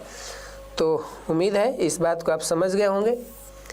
अगला क्वेश्चन ये क्या कह रहा है जी, कह रहा है कि मानव मादा यानी अंडाणु ये अंडाणु जो होता है निषेचन होता है इनका, कहाँ पर निषेचन होगा? निषेचन का मतलब हम समझ रहे हैं नर युग्मक और मादा युग्मक का संकलन होगा, तो कहाँ होगा भैया? गर्भाशय में। यहाँ तो हमें लग रहा है कि यहाँ तो जीव जन्म लेंगे। अंडाशय से नहीं सर, यहाँ से तो अंडाणु खुद ही बनते हैं। योनि, ये तो भाई शुक्राणुओं को ग्रहण करने वाला अंग है ना। तो ये है फैलोपियन नालिका। ये कौन नलिका है? हम लोग ट्यूब बोलते हैं ना, फैलोपियन ट्यूब। ये वही नलिका है जहाँ पर हमारे अंडाणु लोग शुक्राणु के साथ मिलते हैं भैया। यही जैसे हमारा कहानी होता है फर्टिलाइजेशन की, मतलब कह सके तो निषेचन होता है। और ये किसका अंग है? तो ये मादा जनन अंग है, ठीक है ना। यहीं पर आएंगे हमारे शुक्राणु जी और यहाँ भेंट होगा किन से? अंडाणु से। ये लोग मिलेंगे तब जाके इनका हो जाएगा निषेचन। समझ में आ रही है क्या बात? आंसर सही है? ठीक ठीक, चलिए बहुत बढ़िया, आंसर आप लोग भी दे रहे हैं ठीक ठाक। अगला क्वेश्चन की तरफ बढ़ा जाए। वर्तिका, वर्तिका किसका भाग है बताइए? वर्तिका, कुछ क्वेश्चन देखिए आप लोग कमेंट के आधार पे भी छोड़ा जा सकता है, कि ऐसा नहीं है कि आप टोटली जो है मेरे ही ऊपर छोड़िएगा। थोड़ा सा ये कुछ लगा हुआ है यहाँ पर। वर्तिका की कहानी पूछ रहा है कि किसका भाग है? 24 में आया हुआ है, तो आप देख सकते हैं। तंतु तो है नहीं। हाँ, ये आपको समझना होगा कि यहाँ पर या तो नर या तो मादा, ये बात हमें समझना होगा, क्योंकि वर्तिकाग्र तक पहुँच रहा है ना। जो पराग कण पहुँचता था परागकोश से निकल कर, तो ये कहाँ पहुँच रहा है भाई? बता सकते हैं, यानी मादा। और क्या आंसर दे रहे आप लोग? शिखा कुमारी, चले चले बहुत बढ़िया, बहुत अच्छा, गुड इवनिंग गुड इवनिंग। देखिए आंसर जो लोग दे रहे हैं ना, कुछ टिक करके दे। जैसे हम चौथा लिख रहे हैं तो चौथा का आंसर दे, ना कि डायरेक्ट कहेंगे कि बी होगा, ए होगा, तो हम कैसे जानेंगे भाई? हमको समझने में थोड़ा दिक्कत होगा ना। तो यहाँ पर देख लीजिए, ये वर्तिका की कहानी है। कमेंट मारिए जल्दी, क्या आंसर दे रहे हैं आप लोग? पहले नंबर की तंतु, ये तो है ही नहीं।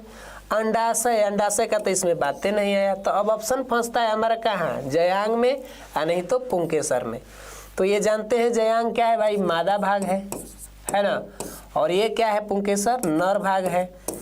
तो पराग कण एक तरह के नर भाग की तरह ही होते हैं ना।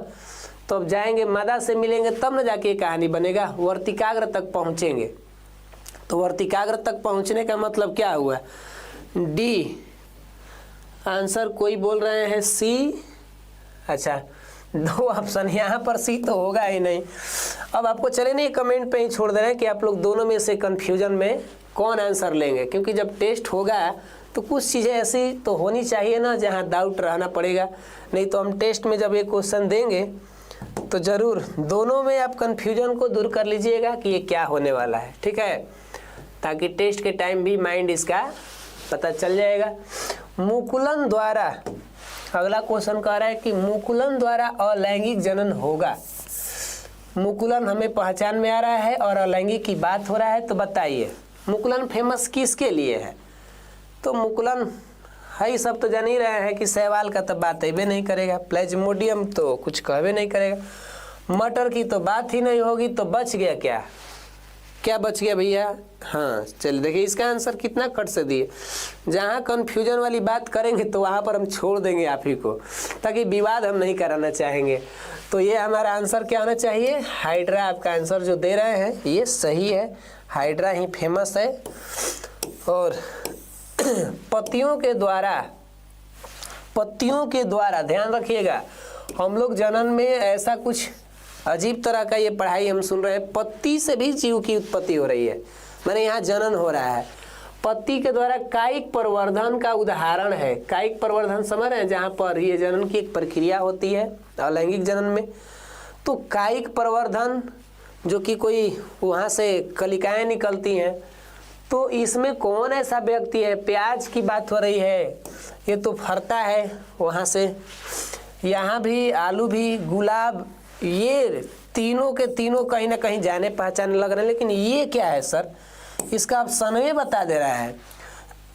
ये क्या है सर?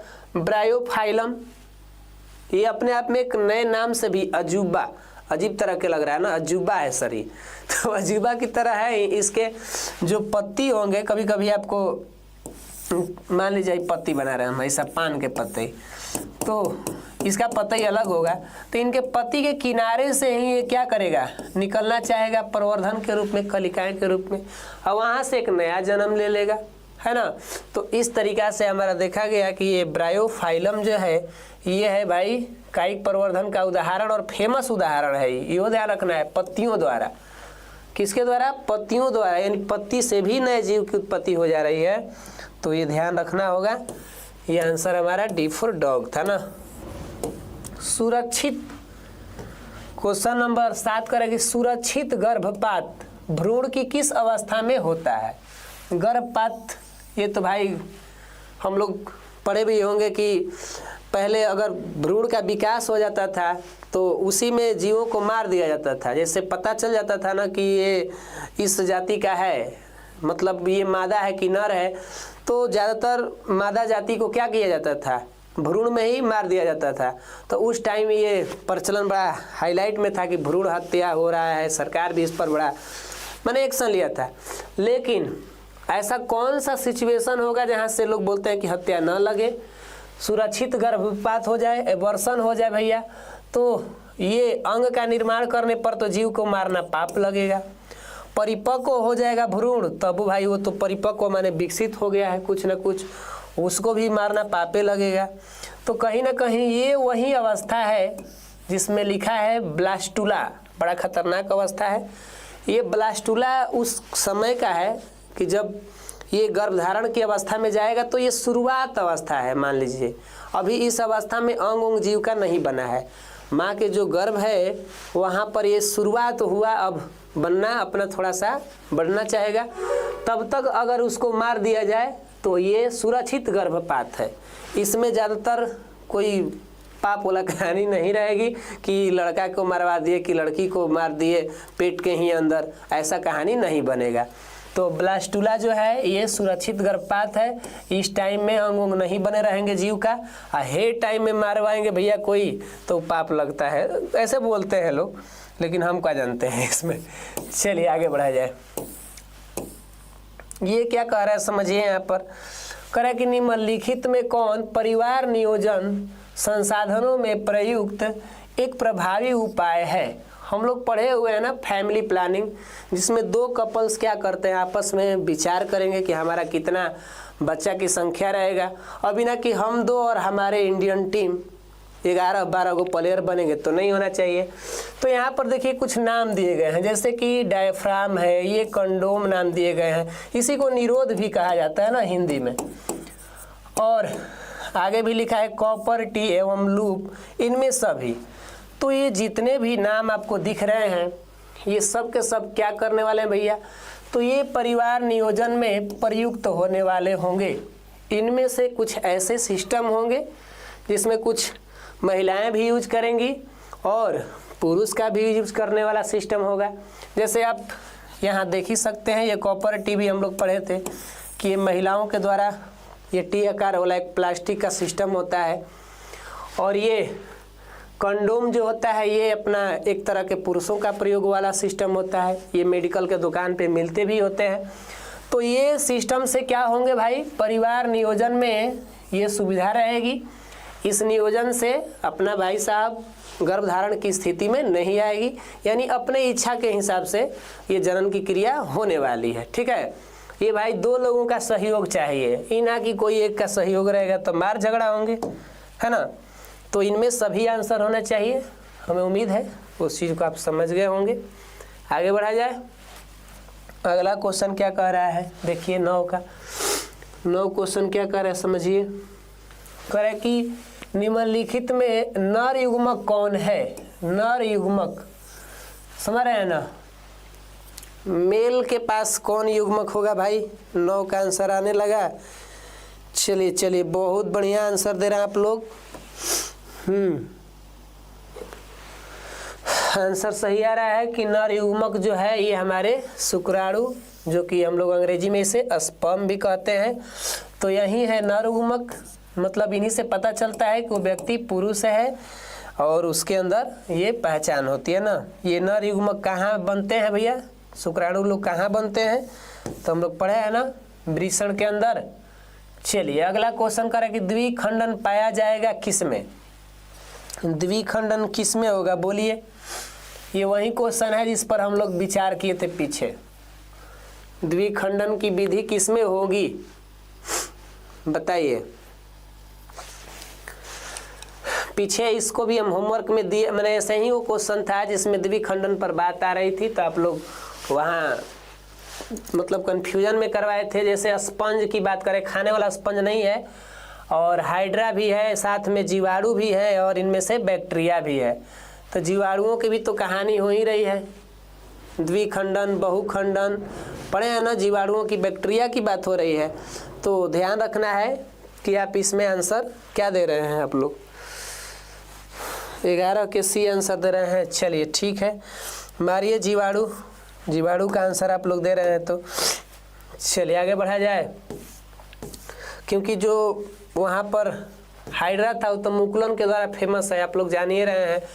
द्विखंडन की बात देखिए, उसमें भी मिलेंगे, ऐसा नहीं है कि एक ही मेथड से सारा काम हो जाएगा, लेकिन उसके अलग अलग कहानी है जिनके लिए ये बना है अपना। देखिए अलैंगिक जनन आ गया ना बात, मुकुलन, अलैंगिक जनन मुकुलन के द्वारा होगा। अमीबा में तो बात तो होगा ही नहीं। प्लेज्मोडियम ये मलेरिया परजीवी, लेशमानिया ये भी अपना अलग कहानी है। तो ये बच गया हमारा ईस्ट, क्या बच गया, ईस्ट। और ईस्ट ही है जो कि अपना मुकुलन में भी सहयोगी दे सकता है। ठीक है, 11 ऑप्शन बी होगा। हाँ सही तो दे रहे हैं हम भी आंसर, 11 ऑप्शन बी होगा, ईस्ट। ठीक है आगे बढ़ा जाए। अगर ज़्यादा एक्सप्लेन किया जाएगा तो भाई समय तो लगेगा ही, ध्यान रखिएगा। इसीलिए हम सोच रहे हैं कि कोशिश किया जाए कि थोड़ा हम लोग फास्ट में रहें। ये क्या करें, मानव मादा जनन तंत्र का भाग नहीं है। बाप रे क्वेश्चन कई बार पूछ दिया, 16, 18, 21 और 22।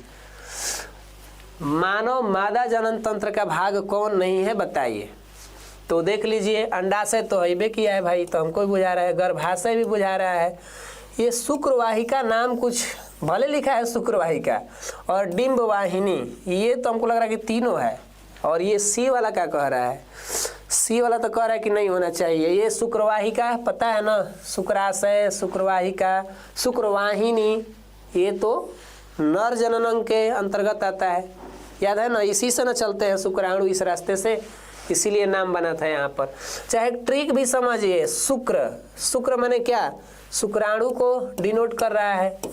अब जो व्यक्ति शुक्राणु को जान जाएंगे तो शुक्राणु किस में होते हैं भैया, शुक्राणु जो होते हैं किस में होते हैं, तो ये नर में है, यानी कि अपने आप में ये कैसा जनन अंग हो गया, तो ये नर जनन अंग है। ऐसे भी आप ट्रिक से समझ सकते हैं कि ये नर जनन अंग है। भुला गए हैं अगर कभी तो आप समझिए, शुक्र, शुक्राणु, नर और नर जनन अंग हो गया। ठीक है ना, चलिए आगे बढ़ा जाए। अगला क्या कह रहा है समझिए। अगला कह रहा है कि निम्नलिखित में कौन एक लिंगी पादप का उदाहरण है। एक लिंगी, ध्यान रखिएगा, मतलब ऐसा इसमें से बताना है कि सरसों है कि गुड़हल है कि पपीता है कि मटर है। बताइए कौन ऐसा इसमें पादप है, या फूल भी कह सकते हैं कि इसमें से किसका फूल कहा जाए कि ये सब क्या है, एक लिंगी होने चाहिए। तो हम लोग पढ़े हैं कि जो पपीता होता है, कभी कभी गांव घर में लोग पपीता का पौधा लगाते हैं ना, तो किसी का पपीता उफरता ही नहीं, फूल खाली निकल के आ जाए खत्म, तो लोग कहते हैं अरे ये तो आदमी था, ये नर था, इसीलिए इसमें पपीता नहीं फड़ा, है ना। तो उसी तरह से अगर एक पपीता फड़ रहा है, हम लोग खा रहे हैं, तो समझिए कि वो मादा पपीता है। कभी कभी कोई ऐसा लगा देते हैं या उनको नहीं मिलता है तो बड़ा दुख होता है कि अरे नर निकल गया, हम तो मादा सोच के रोपे थे ना। हाई तो सरसों है भाई, सरसों भी द्विलिंगी है, गुड़हल वहीं अड़हुल फूल, मटर, मटर तो जान ही रहे हैं, जो हमारे ग्रेगर जॉन मेंडल थे अपने प्रयोग में जब मटर का पौधा लिए तो कह रहे थे ना कि मटर के पौधा चुनने के पीछे क्या था, मेंडल ने जब अपना प्रयोग किया तो मटर के ही पौधा को क्यों चुना, उसमें वो कारण ये भी था कि मटर के पौधे के जो फूल होते हैं वो द्विलिंगी होते हैं। तो यहाँ से भी जानकारी हमको समझ में आ रही है, क्लियर ना। तो चलिए बहुत बढ़िया आंसर दे रहे हैं आप लोग भी। सी आंसर बहुत अच्छे हैं। अंजलि केसरी, बजरंग दल भाई जी आ गए हैं सब लोग। ठीक ठीक, चलिए कमेंट करते रहेंगे तो समझ में आता रहेगा कि क्या क्या कहानी बन रहा है।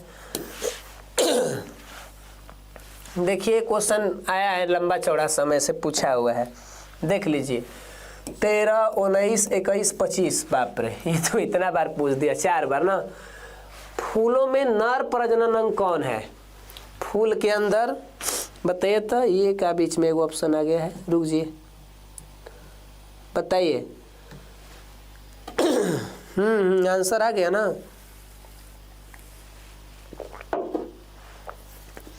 बहुत बढ़िया, राजा कुमार, बीटू कुमार, गुड़िया कुमारी, राज रोशन भाई, सब लोग। अच्छा अंकेश आवारा है भैया। चलिए अंकेश बोले कि सर आप हमारा नाम नहीं ले रहे, वो भी आवा के अपना नाम ले रहे हैं। इतना अच्छा खासा आदमी अपने आप को आवारा कहे तो कितना उसमें अजीब तरह का नहीं लगता है। हम लोग सोचते हैं हम लोग अपने माता पिता के नज़रों में या किसी के नज़रों में अच्छा बनना चाहते हैं, लेकिन ये भाई साहब जो हमारे अंकेश जी हैं स्ट्रीम की डिफ़ॉल्ट। चलिए तो आप लोग कोशिश करिए कि अपने नाम के साथ बढ़िया शब्द जुड़वाइए। अब ऐसा जुड़वाएंगे आवारा कहवाएंगे तो दिन दहाड़े कोई आपको कह रहे तो आवारा आदमी है तो थोड़ा सा खतरनाक जैसा लगेगा ना, बेइज्जती जैसा बुझाएगी। हम नहीं चाहते हैं कि आप अपनी बेइज्जती अपने ही मुंह से करवाएं और ऊपर से दूसरे से भी करवाएं। अंकेश भाई आप अपना नाम बढ़िया रख लीजिए, कुछ हीरो लगा दीजिए, उसमें कोनो बढ़िया शब्द हीरो जैसा लगा दीजिए। फूलों में नर प्रजनन की बात हो रही है तो फूलों में नर पुंकेसर हम लोग पढ़े ना, जयांग, पुमंग। पुमंग भी कभी कभी नाम सुनने को मिलता है ना, तो ध्यान रखिएगा। फूलों में आंसर यही होगा, अंडप, वर्तिकाग्र, ये सब तो नहीं होना चाहिए। चलिए ठीक है। पराग कोश में होते हैं, यहो क्वेश्चन बड़ा लंबा चौड़ा पूछा हुआ है। 1, 2, 3, 4 पराग कोश में होंगे, क्या होंगे? ये तो फेमस क्वेश्चन है, आप लोग को तो इसका आंसर दे देना चाहिए अब तक। जल्दी से दहाड़ दीजिए। ठीक ठीक, बहुत बढ़िया। जिन लोगों ने भी अपना आंसर इधर दिए हैं, महान जी लोग, जो लोग भी भैया लोग ये परागकण के बारे में बातचीत कर रहे हैं वो आंसर सही दे रहे हैं, ठीक है ना। परागकण, पराग कोश में क्या होते हैं? परागकण। हम समझ गए, आप लोग के भावनाओं को समझ गए, आप लोगों ने सही आंसर दिया है। ठीक, अनी कुमारी, ठीक है, चलिए आगे बढ़ते हैं हम लोग। फूल का कौन सा भाग फल में बदलता है? फूल का कौन सा भाग फल में बदलता है? ये भी क्वेश्चन 2 बार पूछा है। पुंकेसर, ये तो सर अंग है जनन का, ये दोनों तो अंग ही है। अहि तो है भाई, बिया है, बीज है, सीड है, ये तो सीड्स। तो बाकी आंसर देखिए, कभी कभी कुछ ऑप्शन जो है ना आंसर खुद ही बता देता है। ये तो जनन अंग है, इहो जनन अंग है। अहि तो बिया है जहाँ से पौधे उत्पन्न होंगे, तो बच गया अंडाशय। तो फूल का कौन सा भाग फल में बदलेगा भैया? तो ये हमारा होना चाहिए C4 कैट। अंडाशय ही वो भाग है जहाँ से चेंजिंग होने पर क्या बनेगा? वहाँ से फल बनेगा। और फल तो भाई परिश्रम का फल मीठा होता है ना। तो इस तरीक़ा से हमें उम्मीद है कि इस बात को आप समझ गए होंगे। अगला क्वेश्चन अगर देखा जाए तो ये भी क्वेश्चन, ये तो अनुवर्तनी गति से संबंधित में आया है क्वेश्चन। अनुवर्तनी गति हम लोग पढ़े भी होंगे, बिल्कुल। अनुवर्तनी गति करें कि पराग नलिका का बीजांड की ओर वृद्धि करना किस प्रकार के अनुवर्तन से संबंधित है? पराग नलिका किधर जा रही है? बीजांड की ओर। तो इस जाने की प्रोसेस में ये कौन सा गति होगा? तो हम लोग पढ़े होंगे प्रकाश अनुवर्तन। ये कहता था कि इसमें पौधे के जो अंग होते थे वो प्रकाश की ओर पाए जाते थे, याद आ रहा है क्या? दूसरी बात गुरुत्वानुवर्तन, जैसे ये जड़ों में हम लोग देखे थे, पौधा के जो जड़ होता है उसमें मिलता था कहाँ है, ये गुरुत्वा यानी धरती के दिशा में जा रहे थे। जलानुवर्तन, इसमें पौधे के अंग जल की ओर चल रहे थे। तो एक ही बचा जो हमें हिंट दे रहा है रसायन यानी रसायन अनुवर्तन, रसायनानुवर्तन जो भी बोलना चाहेंगे। तो ये वही आंसर होगा जो कि ये हमारा बता रहा है कि पराग नलिका का बीजांड की ओर बढ़ना, ये केमिकल की ओर अपने आप में ये क्या कर रहा है, ग्रोथ करना चाहता है। तो ये हमारा होना चाहिए केमोट्रोपिज्म, कॉन्ट्रोपिज्म, केमोट्रोपिज्म। और इसमें होता क्या है भैया, तो ये पराग नलिका बीजांड की ओर वृद्धि करेंगे। और हई सब तो हम लोग पढ़ ही लिए हैं कि इनमें पौधे के अंग किधर जाएंगे। यहाँ से 2 नंबरिया क्वेश्चन भी बनता है कि प्रकाश अनुवर्तन से आप क्या समझते हैं। तो यहाँ से 2 नंबर क्या जाएंगे, आपको परिभाषा देना होगा और साथ में वो उदाहरण भी डाल देना है कि ये पौधे के किस हिस्से में पाए जाएंगे ना। शुक्राणुओं का मोचन कहाँ होता है, ये लीजिए एक शब्द आ गया मोचन, संकट मोचन। ये तो अजीब तरह का बात है। मोचन ये ऐसा शब्द दिखा रहा है कि टेंशन मिला देगा लोगों को। 13 और 16 में पूछा है कि शुक्राणुओं का मोचन कहाँ होगा। शुक्राणु बनते कहाँ हैं भैया, वृषण में बनते हैं। मोचन मतलब हमको लग रहा है कि जहाँ मिलते होंगे, इकट्ठा होते होंगे। मेरा कहने का मतलब यही लग रहा है। ये भी भाई साहब ये कहना चाहते हैं। तो यहाँ तो बने, यहाँ जो भी है हमारे शुक्राणु जी ये क्या हुए, बने भैया। इनमें इनका आँख बना दिया जाए, माना कि शुक्राणु है। तो ये जा करके कहीं इकट्ठा होंगे ना, तो इकट्ठा होने की वो जगह जो है उसका नाम क्या है, अधिवृषण। इसका जगह का नाम क्या है, अधिवृषण। ये जाके संग्रहित होंगे। और जब जब ये निषेचन की क्रिया में सहयोग होना चाहेंगे तो यही से निकल के जाएंगे। जैसे बना किसी अलग जगह पे, इकट्ठा हुआ किसी अलग जगह पे। ये तो ऐसे लग रहा है कि हमारे दैनिक जीवन में जो कंपनी का सिस्टम है, सामान कंपनी में बन गया, एक जगह होलसेलर में रखाया और वही से रिटेलर में जाएगा, है ना। तो इस तरीका से हमारा आंसर जो कह रहे हैं अधिवृषण वो सही दे रहे हैं, 18 का आंसर है। चलिए आगे बढ़ा जाए। ये तो हम लोग पढ़ ही लिए है ना, एक लिंगी फूल का उदाहरण। अगला ये क्वेश्चन देखिए, क्या क्वेश्चन है भाई साहब, 2017 मानव जनन अंग किस आयु में परिपक्व एवं क्रियाशील होता है। जो मानव जनन अंग है, जैसे नर का हो या मादा को हो, तो इनमें से एक औसत उम्र क्या होनी चाहिए जहाँ से ये जनन अंग ये एक्टिव हो जाएंगे, इनके अंदर अब लगने लगे कि ये जनन क्षमता का गुण रख रहे हैं। तो आंसर आप लोग क्या दे रहे हैं, चलिए 20 का ए बता रहे हैं लोग। यानी कि ये 12 वर्ष की अवस्था से शुरू हो जाएगा ये जनन अंग का विकास, यौना आरंभ भी कहते हैं, है ना। इस अवस्था से ये जनन अंग लोग क्या हो जाएंगे, क्रियाशील हो जाएंगे। हेने तो काफ़ी समझदार हो जाएंगे, हेने तो और ही समझदार, हेने तो बहुत बढ़िया समझदार, इतना समझदार कि कहें कि अब तो भाई हम लोग बहुत समझदार हो गए, ये कहने लगेंगे, है ना। हाई तो इस टाइम ये तो हीरो बनेंगे। ये तो इनके लिए नई दुनिया सा लगेगी। ये मुंगेरी लाल के हसीन सपने इनको दिखाई देंगे।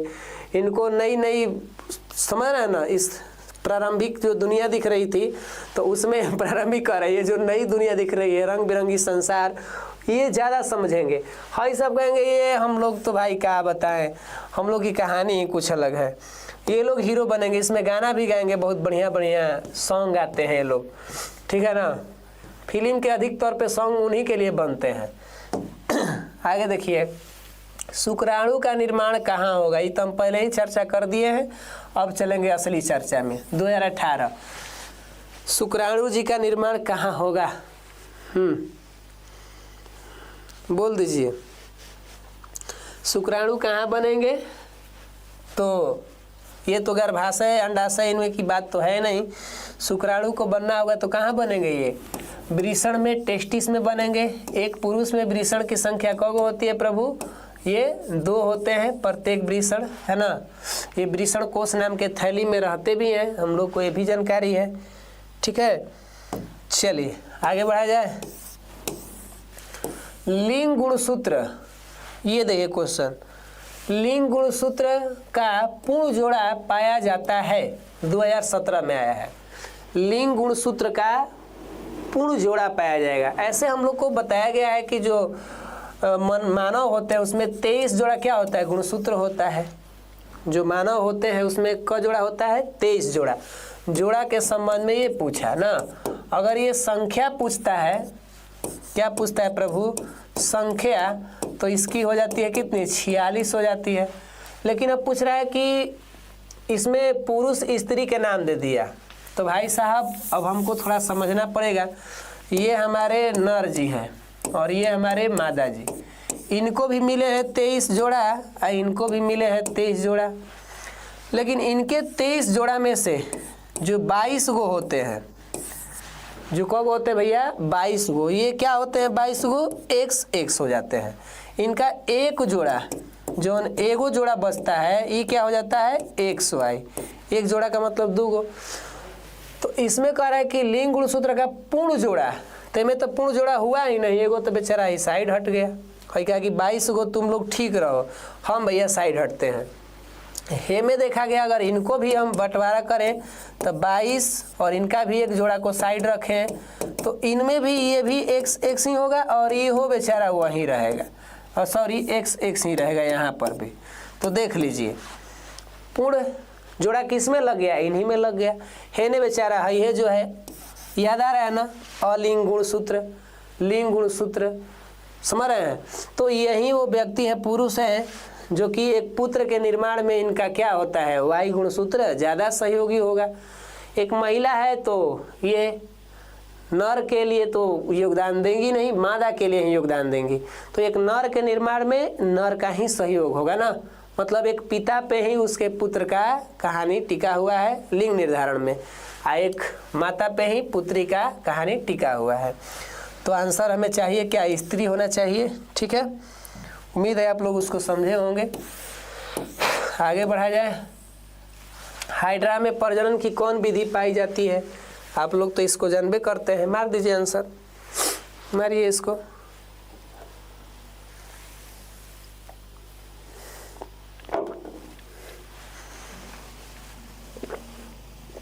सर मुंगेरी लाल कौन है? मुंगेरी लाल ये को मतलब कहा जाता है, इसी तरह वो कहावत है, मुंगेरी लाल के हसीन सपने होते हैं जब जनन अंग जो होते हैं ना हम लोग के 12-13 के बाद जब आते हैं ना, तो उस टाइम थोड़ा हसीन सपने आते हैं रंगीन दुनिया का। तो एक कहावत बनाई गई कि मुंगेरी लाल के हसीन सपने कुछ ही दिन के लिए होते हैं, मतलब यूँ कहे तो 4 दिन की चांदनी फिर अंधेरी रात, है ना। तो ये 4 दिन की चांदनी आएगा बेचारा जब 18, 20, 22 ये सब पार जब करेगा तो बेचारा सोचने कि ओ हो क्या मस्त दुनिया थी, अब दुनिया ही अलग हो गई है। तो इसीलिए हम कहें, तो आप लोग के आंसर आ रहे हैं मुकुलन, सही बात है भाई, आप लोग के आंसर जो आ रहे हैं वो मुकुलन होंगे। चलिए सही आंसर दिए आप लोग। तो हाइड्रा फेमस किसके लिए हुआ था, फेमस हो तो बदनाम नहीं कर रहे ना। आगे देखिए, कह रहा है कि पुष्प का कौन सा जो भाग है वो पराग कण में बनेगा, पुष्प का कौन सा भाग पराग कण में बनेगा। देखिए भाई साहब, हम लोग चर्चा इस पर पीछे भी किए, बाह्य दल इसका तो कोई संबंध ही नहीं है, पंखुड़ी ये तो कुछ कहेगा ही नहीं, स्त्री के स्तर तो भाई ये तो इसका कोई बात ही नहीं हो रही है। तो बच्चा कौन, पुंकेसर, ये वही भाई साहब होंगे जो ये क्या में बनेंगे, पराग कण में बनेंगे। क्या में बनने वाले हैं, पराग कण के अंदर 24 का सी आंसर आ गया है। चलिए ठीक है, तो C4 कैट हो गए। ये पुष्प का परागकण, ऐसे दिमाग लगाना होगा, परागकण मतलब पुंकेसर बनेंगे। और ये कहाँ रहेंगे भैया, परागकोश में रहेंगे ना। तो वर्तिकाग्र तक पहुँचेंगे तो लग रहा है कि ये तो स्त्री वाला कहानी हो जाएगा। पीछे के जो क्वेश्चन हम लोग छोड़े हैं उसके डाउट तो यहाँ क्लियर हो गए। देख लीजिए परागकण, देख लीजिए यहाँ से, परागकण किसके हैं, पुंकेसर के। ही कहाँ रहते हैं, परागकोश में रहते हैं। अभी निकलते हैं परागकोश से तो कहाँ जाएंगे, वर्तिकाग्र तक। तो वर्तिकाग्र तो हमें लग रहा है कि स्त्री की कहानी हो जाएगी। एजो से डाउट हमारे क्लियर हो जा रहा है ना। देखिए आ गया, ये भी तुम पढ़वे किए थे, परागकोश में पाए जाते हैं। इसको आगे बढ़ाया जाए। अमीबा में अलैंगिक जनन, ये देखिए क्वेश्चन ऐसा दे दिया है कि इसका ऑप्शन में गलत हो गया। देख लीजिए, अमीबा में अलैंगिक जनन किस विधि द्वारा होता है? तो ये तो ऑप्शन दे दिया है दूसरा ना, पीछे वाला टाइपिंग मिस्टेक हो गया है। छोड़िए ना, आप लोग आंसर इसका डायरेक्ट बताइए, उत्तर इसका क्या होना चाहिए बताइए। तो इसका उत्तर अपने से लिख कर क्या होना चाहिए? अमीबा में अलैंगिक जनन के लिए क्या चाहिए? देखा जाए कौन बता रहे हैं। अब यहाँ तो कोई सी बी है नहीं। शिवम पटेल, हाय हेलो, कुछ तो बोलिए भाई।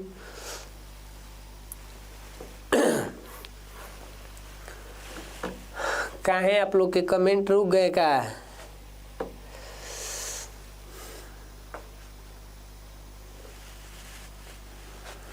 यहाँ पर हमारे लैपटॉप में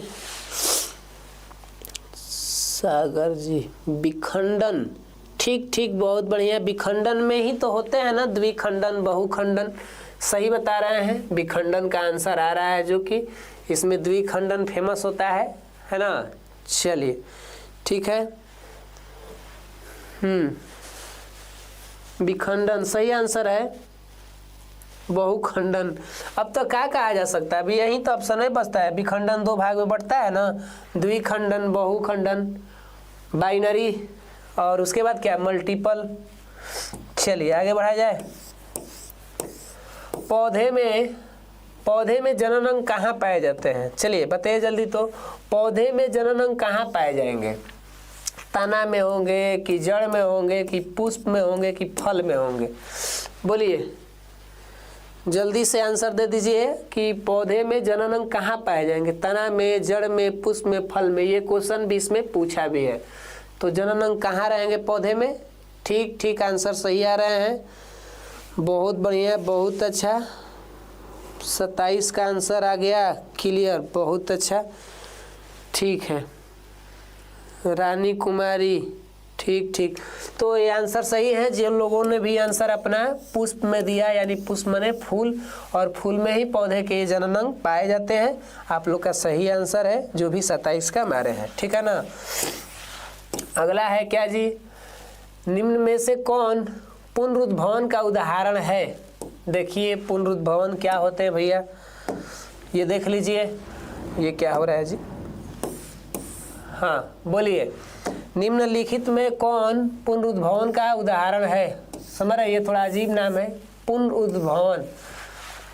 ये किसका उदाहरण होना चाहिए? हमारे पास हाइड्रा दिया है, ध्यान दीजिए। हाइड्रा है, अमीबा है, स्पाइरोगाइरा है, और इनमें से कोई नहीं। तो अमीबा तो आप लोग सुने भी होंगे कि इसका तो अभी पीछे चर्चा हुआ ही था। स्पाइरोगाइरा, इसका भी भाई अलग ही कहानी होती है। तो बच गया हमारा क्या? हाइड्रा। हाइड्रा में मुकुलन भी है और पुनरुद्भवन भी है, ठीक है ना आंसर। 28 के लोग सी मार रहे हैं। नहीं भाई, ऐसे तो नहीं होना चाहिए। ये अमीबा, स्पाइरोगाइरा, इनमें से ये हाइड्रा जो है कहीं ना कहीं पुनरुद्भवन का भी प्रोसेस करता है। इस बात को आप लोग समझिए। आंसर दे रहे हैं तो दिमाग घूम जाएगा लोगों का। 28 का कुछ लोग ए कह रहे हैं, कुछ लोग सी कह रहे हैं। हमारे हिसाब से ए होना चाहिए, ठीक है। अगर डाउट होगा तो खुद हम लोग इसको क्लियर कर लेंगे। चलिए, ये क्वेश्चन 2 बार पूछा है, आप लोग इसका आंसर फास्ट भेजिए। क्वेश्चन क्या कह रहा है कि कौन एक उभयलिंगी जंतु है? उभयलिंगी बताइए, जिनके अंदर नर और मादा दोनों के लिंग मौजूद हो। जिनके अंदर नर और मादा दोनों के लिंग मौजूद हो।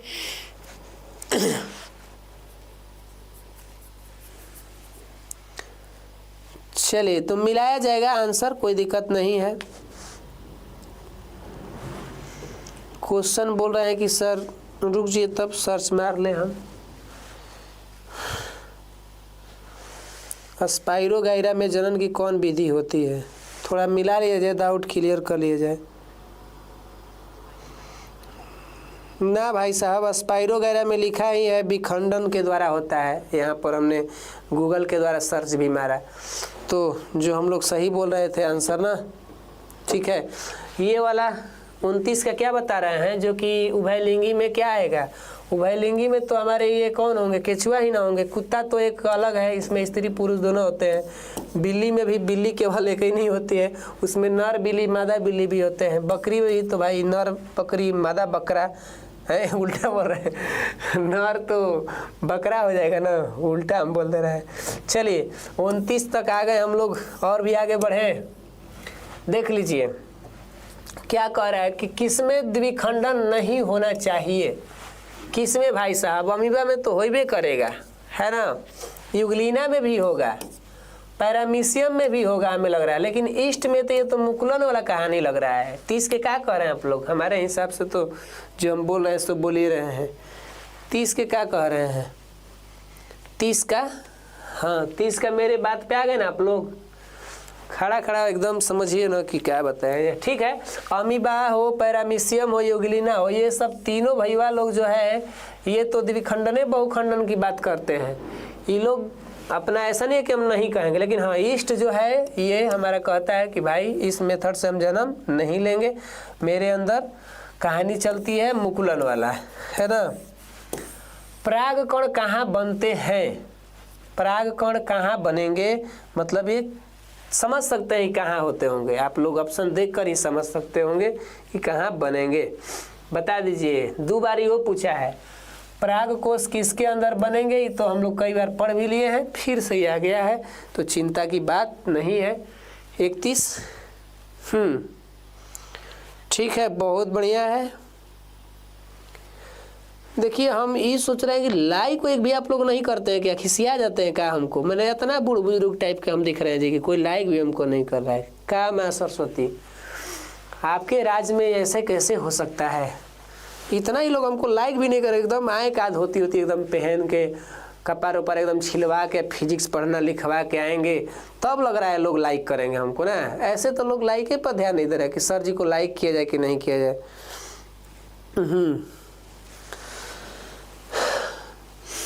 के आ गए भाई एगो फूल गुलाब के साथ स्वागत करते हुए। हम लोग के भी चाहता है कि किसी और के चाहता है? हेलो बेबी, बाबू की बेबी पूछ रहे हैं, क्या पूछ रहे भैया?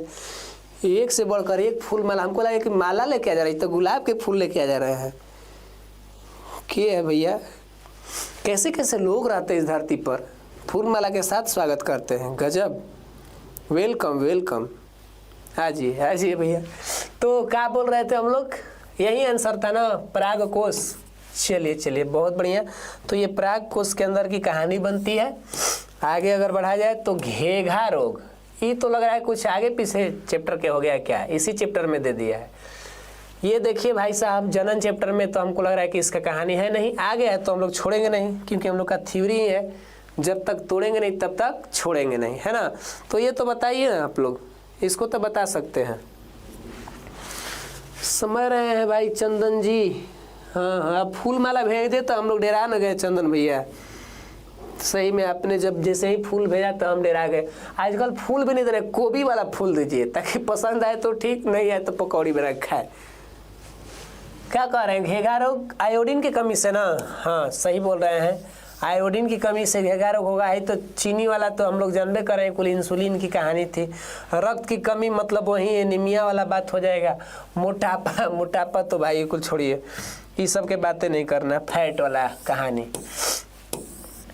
हाँ ये देखिए, जो कि कल सब्जेक्टिव जो क्लास किए थे उसमें ये क्वेश्चन का जिक्र हुआ है। कह रहा कि प्रथम मासिक धर्म, जो प्रथम जो मासिक चक्र होता है स्त्रियों में, इसका शुरुआत पहला जो कहानी है वो किस नाम से पुकारा जाएगा? मेनोपॉज, ये तो हम लोग पढ़े थे कि भाई ये तो अंतिम कहानी होता है, ये तो जनन क्षमता को खत्म करने की कहानी होता है। और ये है मेनार्थे, ये क्या है? मेनार्थे। यहाँ पर लिखा है मासिक चक्र, तो उहे बतिया को उहे थोड़े कहेंगे, इनमें से सभी, ये तो कहना उचित ही नहीं है। तो ये अंग्रेजी वर्ड हो सकता है चेंजिंग लिखा हो। हम लोग मेनार्क पढ़े थे, क्या पढ़े थे? मेनार्क, है ना, कुछ ऐसे था मेनार्क में, देख लीजिएगा। तो प्रथम मासिक धर्म प्रकट होने की क्रिया जो होगी, हमारे अपने भाषा में कहें तो मेनार्क बोलते हैं, इसीलिए हम लोग को समझना चाहिए बिफोर बॉय। ठीक है, आप लोग के आंसर आ रहे हैं सही। वहाँ देखिए जो लगा हुआ है वहाँ पर जो डिस्प्ले है वहाँ पर थोड़ा देखने में दिक्कत हो जाता है। हेजी से ना, ये जो कंप्यूटर हमारे महान है ना, ये हमको बढ़िया से दिखाना चाहते हैं, इसीलिए यहाँ से हम मस्ती से देख लेते हैं। अब कहानी क्वेश्चन पूछ रहा है क्या जी? देखिए तो निम्नलिखित में कौन कृत्रिम कायिक प्रवर्धन की एक विधि है? कृत्रिम, कृत्रिम मतलब मानव के द्वारा कायिक प्रवर्धन की विधि है। 23 में क्वेश्चन पूछा है। ये तो लग रहा है कि कहीं ना कहीं ये सब ऐसा वर्ड है कि बुझा रहा है कि मनुष्य ने ऐसा वर्ड बनाया होगा। कलम लगाना, दाब कलम, कलम बंधन, इनमें से सभी, ये भाई साहब हमें लग रहा है कि इसमें तो कोई डाउट नहीं होना चाहिए। इस सब के सब मनुष्य लोग ऐसा नामे रखेंगे। गुड नाइट पे आ गए ना चंदन भाई, हमें लगा कि आप कुछ देर तक रुकेंगे, क्या आपको इसका ज़रूरत नहीं था ना इस क्लास का? चलिए कोई बात नहीं, आप घूम लिए, आप लोग दर्शन दे दिए, आप लोग के दर्शन से हम धन्य हो गए, है ना। चलिए, राहुल सर कहाँ पे है? राहुल सर तो अपने घर पे ही है भाई, अभी तो सासाराम गए हुए थे तो वहाँ से थके आए, तभी कुछ ही देर तो हुआ, 1 घंटा पहले तो हम लोग का खर्चा पानी हुआ, खा पी के ये तो थे। उनको चाह रहा था घुमा दिया जाए, अब रूम पे चले गए हैं, कोचस में ही है, टेंशन मत लीजिए, धरती पे है राहुल सर। कहिएगा तो भेंट उठ करा देंगे ना। अब भेंट का मतलब यही जैसे ना भेंट करेंगे हम लोग। क्वेश्चन क्या कह रहा है जी, देखिए तो कह रहा है कि किससे बचने के लिए आयोडीन युक्त नमक का प्रयोग की सलाह दी जाती है। ये क्या हो रहा है? ये कुल इस चैप्टर का क्वेश्चन बुझा रहा है जी, हमको तो लग रहा है कि सब नहीं बुझाना चाहिए। चलिए बोलिए तो क्या होना चाहिए? मधुमेह की, घेघा की, रक्तचाप की, इनमें से कोई नहीं। किससे बचने के लिए आयोडीन युक्त नमक खाइए, स्वस्थ हो जाइए, टाटा नमक घरे ले आइए, ये सब प्रचार करवाते हैं लोग ऐसा ऐसा। तो बोलिए क्या हो रहा है? बोल दीजिए। कहानी में क्या बोल रहे हैं आंसर में? घेघा से, बी फॉर बॉय। चलिए ठीक है, एकदम मस्ती में है, समझे जाए ना। 35 का आंसर क्या दे रहे हैं आप लोग? बी। ठीक है, मस्त रहिए। चलिए तो आगे बढ़ा जाए। अलैंगिक जनन, अलैंगिक जनन की विधि है। अलैंगिक जनन की विधि क्या है प्रभु? बीजाणु जनन है कि मुकुलन है कि विखंडन है कि इनमें से सभी?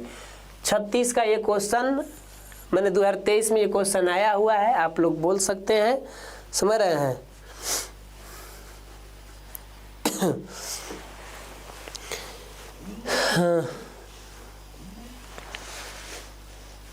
हेलो, हाँ जी नमस्कार। ना अभी तो लाइव क्लास पढ़ा रहे हैं ऑनलाइन पर। क्या बात है? अच्छा तो राजू सर ले बात कर लीजिए ना, अभी उनसे भी हम। अच्छा एडमिशन है अब चक्रव्यूह नहीं, अब तो एक दूसरे पर जिम्मेदारी दी गई है। अच्छा ठीक है, हम बात करेंगे ना, अब क्लास ले लेते हैं तो। ठीक ठीक ठीक है, ठीक है। चलिए तो कहानी को आगे बढ़ाया जाए ना। एक भाई साहब जो है पूछ रहे हैं कि राहुल सर कब लाइव आएंगे। अब तो राहुल सर से ना पूछना पड़ेगा, अब उनके मन की बात हम कैसे जानेंगे। इसी तरह दिन के क्लास आजकल देखिए, जो दिसंबर का दिन है ना, इसमें इतना क्लास हो चुके हैं, छोटा दिन भी है, तो सर जी लोग थक जा रहे हैं। अब थकने के बाद अब यहाँ पर किसी किसी का भाई शारीरिक क्षमता भी तो है, अब हम लोग क्या है कि थोड़ा ओवर ज़्यादा मेहनत कर पाते हैं। अब सर जी हैं, उनके कई गो क्लास होते हैं, वो थक जाते हैं, तो वो बोल भी रहे थे कि सर अब हम भी क्लास लेंगे। तो देखा जाए, उनसे हम इस बात को पूछेंगे कि सर कब आ रहे हैं आप लाइव, ठीक है ना। तो आइए आगे बढ़ा जाए। ये अलैंगिक जनन की विधि में क्या होगा? तो डी फॉर डॉग, यानी ये सभी होंगे, ठीक है।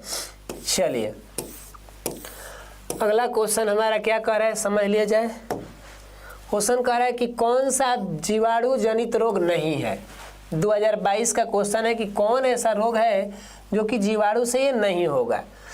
तो हम लोग पढ़े हैं ना एसटीडी रोग में, एसटीडी रोग हम लोग पढ़े हुए हैं, सेक्सुअल ट्रांसमिटेड डिसीज। इसमें बताया गया था कि सिफिलिस हो, गोनोरिया हो, या एड्स हो, या सर्विस कैंसर हो, ये सब के सब जो थे कहानी, ये सब कहाँ से थे भैया?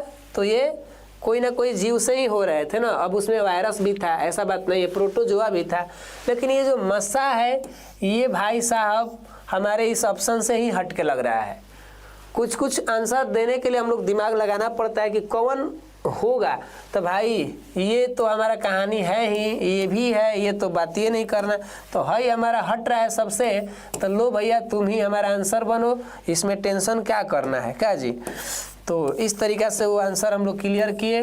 बीज विकसित होगा कहाँ पर, ये बीज विकसित होगा, जो बिया होता है पौधा का ये कहाँ पर विकास करेगा। जैसे ही धरती में जब ये गिरेगा तो भाई इसके विकसित की कहानी कहाँ बनेगी।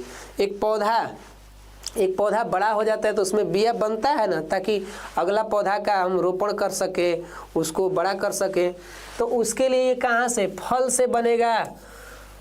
अब भाई साहब लग तो रहा है कि फल से बनेगा, लेकिन वैसे नहीं होगा जैसे हम लोग सोच रहे हैं। ये कहानी कहाँ से बननी चाहिए जरा बताएं। 38 का आंसर क्या दे रहे हैं आप लोग, 38 का बी, ठीक है, बीजांड से बनता है। बीज का विकास की कहानी जो होती है वो कहाँ से होती है, बीजांड से। ये तो पुंकेसर, परागकोश, ये सब तो बात ही नहीं करना, या तो कण बनेंगे, वो तो क्या है, ये तो अंग है पौधे में। चलिए आगे बढ़ा जाए। एड्स रोग का प्रमुख कारण क्या होना चाहिए। देखिए कह रहा है कि एड्स रोग का प्रमुख वजह क्या है। खून की कमी से किसी को एड्स हो जाएगा, नहीं सर। विटामिन की कमी से नहीं सर। पोषण की कमी से नहीं, ये कुल तो अलग अलग बीमारी होंगे। लेकिन एड्स के पीछे की कहानी क्या है, असुरक्षित यौन संपर्क। मतलब कोई शारीरिक संबंध बनाना चाहेगा और कोई उनको जान ही नहीं रहा है, एक ए व्यक्ति है एक बी व्यक्ति है ना, ये इनसे शारीरिक संपर्क बनाने वाले हैं और उनके बारे में जान ही नहीं रहे हैं। इनके बारे में कभी अध्ययन नहीं किए, कभी इनसे देख रेख नहीं हुआ कि भाई कितना समय से इनको जान रहे हैं और ये शारीरिक संपर्क में आ गए। तो अगर ये असुरक्षित हैं तो भाई साहब ये भी असुरक्षित की कहानी बनेंगे, यहाँ पर असुरक्षित कहानी हो जाएगा। तो ये वही बात है कि असुरक्षित यौन संपर्क होगा तो इसमें एड्स रोग की संभावना अधिक हो जाती है। ये ध्यान रखना है, इसमें बचने की कहानी है ना। तो हमें उम्मीद है इस बात को आप समझ गए होंगे। निषेचन की क्रिया किस जीवों में मुख्यतः होती है। देखिए निषेचन किस में होता है, निषेचन तब पढ़े ही है कि नर युग्मक और मादा युग्मक के जो संगलन होता है उसे हम क्या बोलते हैं, निषेचन। तो निषेचन का मतलब क्या बोल दीजिए। निषेचन कहाँ होगा, अमीबा में, ये तो भाई अलैंगिक जनन है। ईस्ट हो अलैंगिक, और तो पुष्पी, पादप और जंतु, यही तो हमें लग रहा है कि ये लैंगिक जनन होने चाहिए, है ना। इसी में हमारा निषेचन होना चाहिए। क्लियर। निषेचन के बाद ही हमारा आगे बढ़ेगी कहानी। तो दो जीव दो व्यष्टि भाग लेंगे ना, ठीक। चलिए बढ़िया हुआ, इस बात को आप लोग समझ गए हैं। आगे का क्वेश्चन क्या कह रहा है, मनुष्य में निषेचन के फल स्वरूप क्या बनता है। लीजिए वह बात आ गया। अभी जैसे ही हमने पिछला बात कहा उसके अगला रूप है कि मनुष्य में निषेचन के फल स्वरूप क्या बनना चाहिए। बोलिए तो भ्रूण बनेगा। डायरेक्ट भ्रूण कहाँ से बनेगा, बीजाणु नहीं सर, युग्मनज, हाँ ये बन सकता है। जो जाइगोट बोलते हैं अंग्रेजी में, ये बन सकता है। और ये जो युग्मनज है ये एक गुणित रचना होगा कि द्विगुणित। इसमें तो हमको लग रहा है कि दो गुण आ जाएंगे मौजूद, एक स्त्री का गुण हो जाएगा और एक पुरुष का हो जाएगा, यानी शुक्राणु अंडाणु का ये गुण मौजूद है, इसीलिए बनेगा युग्मनज। अब युग्मनज ही विकास करेगा भ्रूण के रूप में और भ्रूण से बनेगा हमारा आगे चल के जीव, है ना। तो उम्मीद है इस बात को आप लोग समझ गए होंगे। अगला क्वेश्चन, जनन कितने प्रकार के होते हैं। ये तो भाई साहब आप लोग बता ही सकते हैं। फास्ट कमेंट मारिए, 22 का कमेंट देख ले, बोलिए।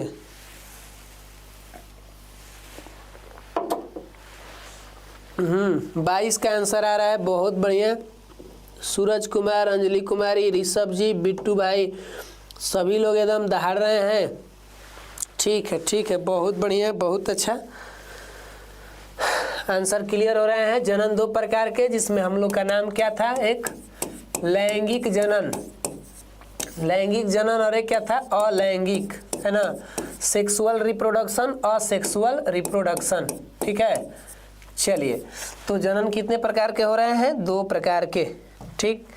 एक जनन में क्या था भाई, 2 जीव रहेंगे और एक जनन में एक ही रहेंगे। देखिए ये क्वेश्चन पूछ रहा है कि पुरुषों में यौनारंभ के लक्षण क्या हैं। एक पुरुष के अंदर क्या क्या लक्षण दिखाई देंगे जिससे पता चलेगा कि वो यौनारंभ की कहानी में जा चुका है, अब उसके शारीरिक विकास अंगों के हो रहे हैं जनन वाले। तो ये क्या होना चाहिए, 43 का डी आर आंसर। ठीक है, बढ़िया बात है। पहला भाई दाढ़ी एवं मूछ का उगना। दाढ़ी मूछ किसी को आने लगा, बाहुबली जैसा नहीं, अब सिंघम स्टाइल में हम लोग का तो ठीक है। तो इस ठीक है मतलब हम लोग उस एज से पार हो गए अभी। तो भाई साहब दाढ़ी मूछ आएंगे तो ठीक है। कंठ का फूटना, मतलब सुने भी थे ना कि आवाज़ में बदलाव आ जाता है। भाई साहब की आवाज़ में क्या आता है, बदलाव आ जाता है। इस टाइम पे कोई फ़ोन करता है ना तो बड़ा अजीब लगता है सही में, क्योंकि अभी तो मेरा ध्यान इधर पढ़ाने पे है, अभी ये लोग याद करने लगते हैं। तो कंठ का फूटना, मांसपेशियों में उभार आना, तनी उनके शारीरिक जो होंगे ना थोड़ा सा विकास करने लगेंगे। बुझाना कि भाई लड़का अब तो जवान हो गया, अब तो भाई शादी विवाह के बारे में लोग सोचने लगते हैं। लेकिन भाई पढ़ाई लिखाई के बाद की बात करनी चाहिए। अभी ये लोग हीरो बनेंगे तो कहानी गोल ना हो जाएगा। तो ये है इनमें से सभी, ये है पुरुषों में यौनारंभ के लक्षण, जो कि D for डॉग होना चाहिए। ठीक है, तो आगे बढ़ा जाए। अगला क्वेश्चन क्या कह रहा है, अरे भैया रुकिए, बाद में थोड़ा सा हमको ये खत्म कर लेने दीजिए। स्त्रियों में अंडाशय की संख्या कितनी होती है।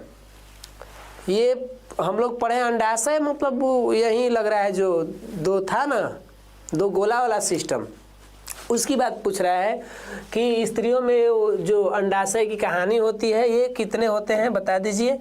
44 क्वेश्चन का आंसर दे दीजिए प्रभु, आप लोग बोल दीजिए। 1 है कि 2 है कि 3 है कि क्या है। हाँ, पैसा भेजने की बात हो रहा है, इसीलिए कहे कि फ़ोन कहाँ आ रहा है, पैसा की बात हो रहा है।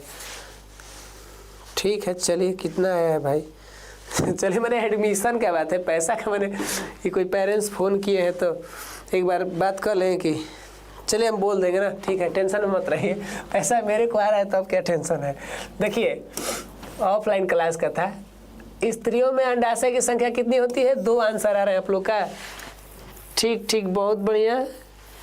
ये प्रभु ही गुड मॉर्निंग का है कि अभी बोल रहे हैं। देखिए अभी मेरा रहने दीजिए अभी तनी, अभी हमारा नाइट शुरू हो रहा है। आप लोग कहीं अमेरिका से नहीं ना जुड़े हैं प्रभु जी।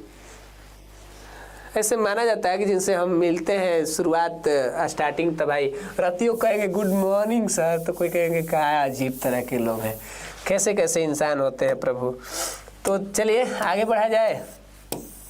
पुंकेसर पुष्प का पुरस्कार, पुंकेसर पुष्प का कौन सा जननांग है। पुंकेसर जो है ये फूल भैया के कौन सा अंग में आएंगे, नर में आएंगे कि स्त्री में आएंगे कि दोनों में आएंगे, कि इनमें से कोई नहीं, बताइए क्या में आएंगे जी। ये 45 का है ए, नर में। चलिए बहुत बढ़िया आंसर आ गया, D for करें, A for एप्पल, ये फॉर एप्पल। तो आगे हम लोग बढ़ते हैं और आगे में करा किया है। ये तो कहानी भैया अजीब है, ये कौन लैंगिक जनन, ये 45 के बाद कहाँ से आ गई। तो टाइपिंग कहानी गोल हो गया, हम सोचे थे 50 को लेके चलेंगे, ये कुल क्या हो गया।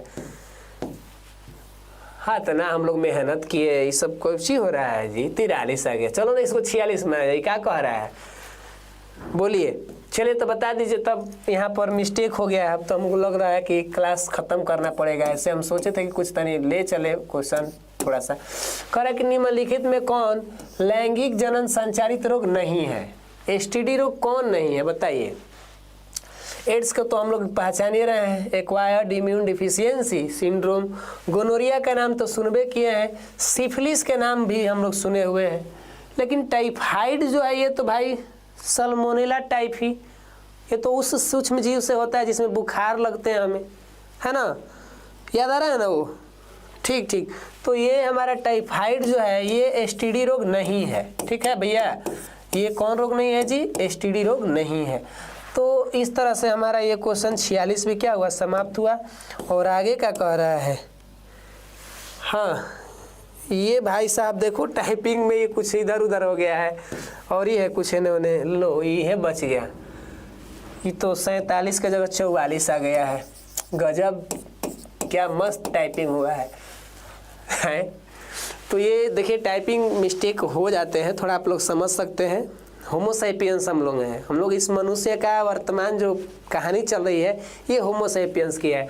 तो निषेचन क्रिया के पश्चात युग्मनज में क्या बनाता है? युग्मनज में अजीब लग रहा है, रुकिए। तो निषेचन क्रिया के पश्चात युग्मनज क्या बनाता है? में अजीब नहीं लग रहा है। युग्मनज में क्या बनता है? अच्छा चले ना, युग्मनज में क्या बनेगा समझा जाए। युग्मनज मतलब क्या? जाइगोट ना। तो ये तो हमको लग रहा है कि अभी विकसित करेगा ये तो भ्रूण बनेगा। हाँ हाँ बिल्कुल, ये भ्रूण बनेगा भाई साहब। यही जैसे ना विकास होगा एक जीव का।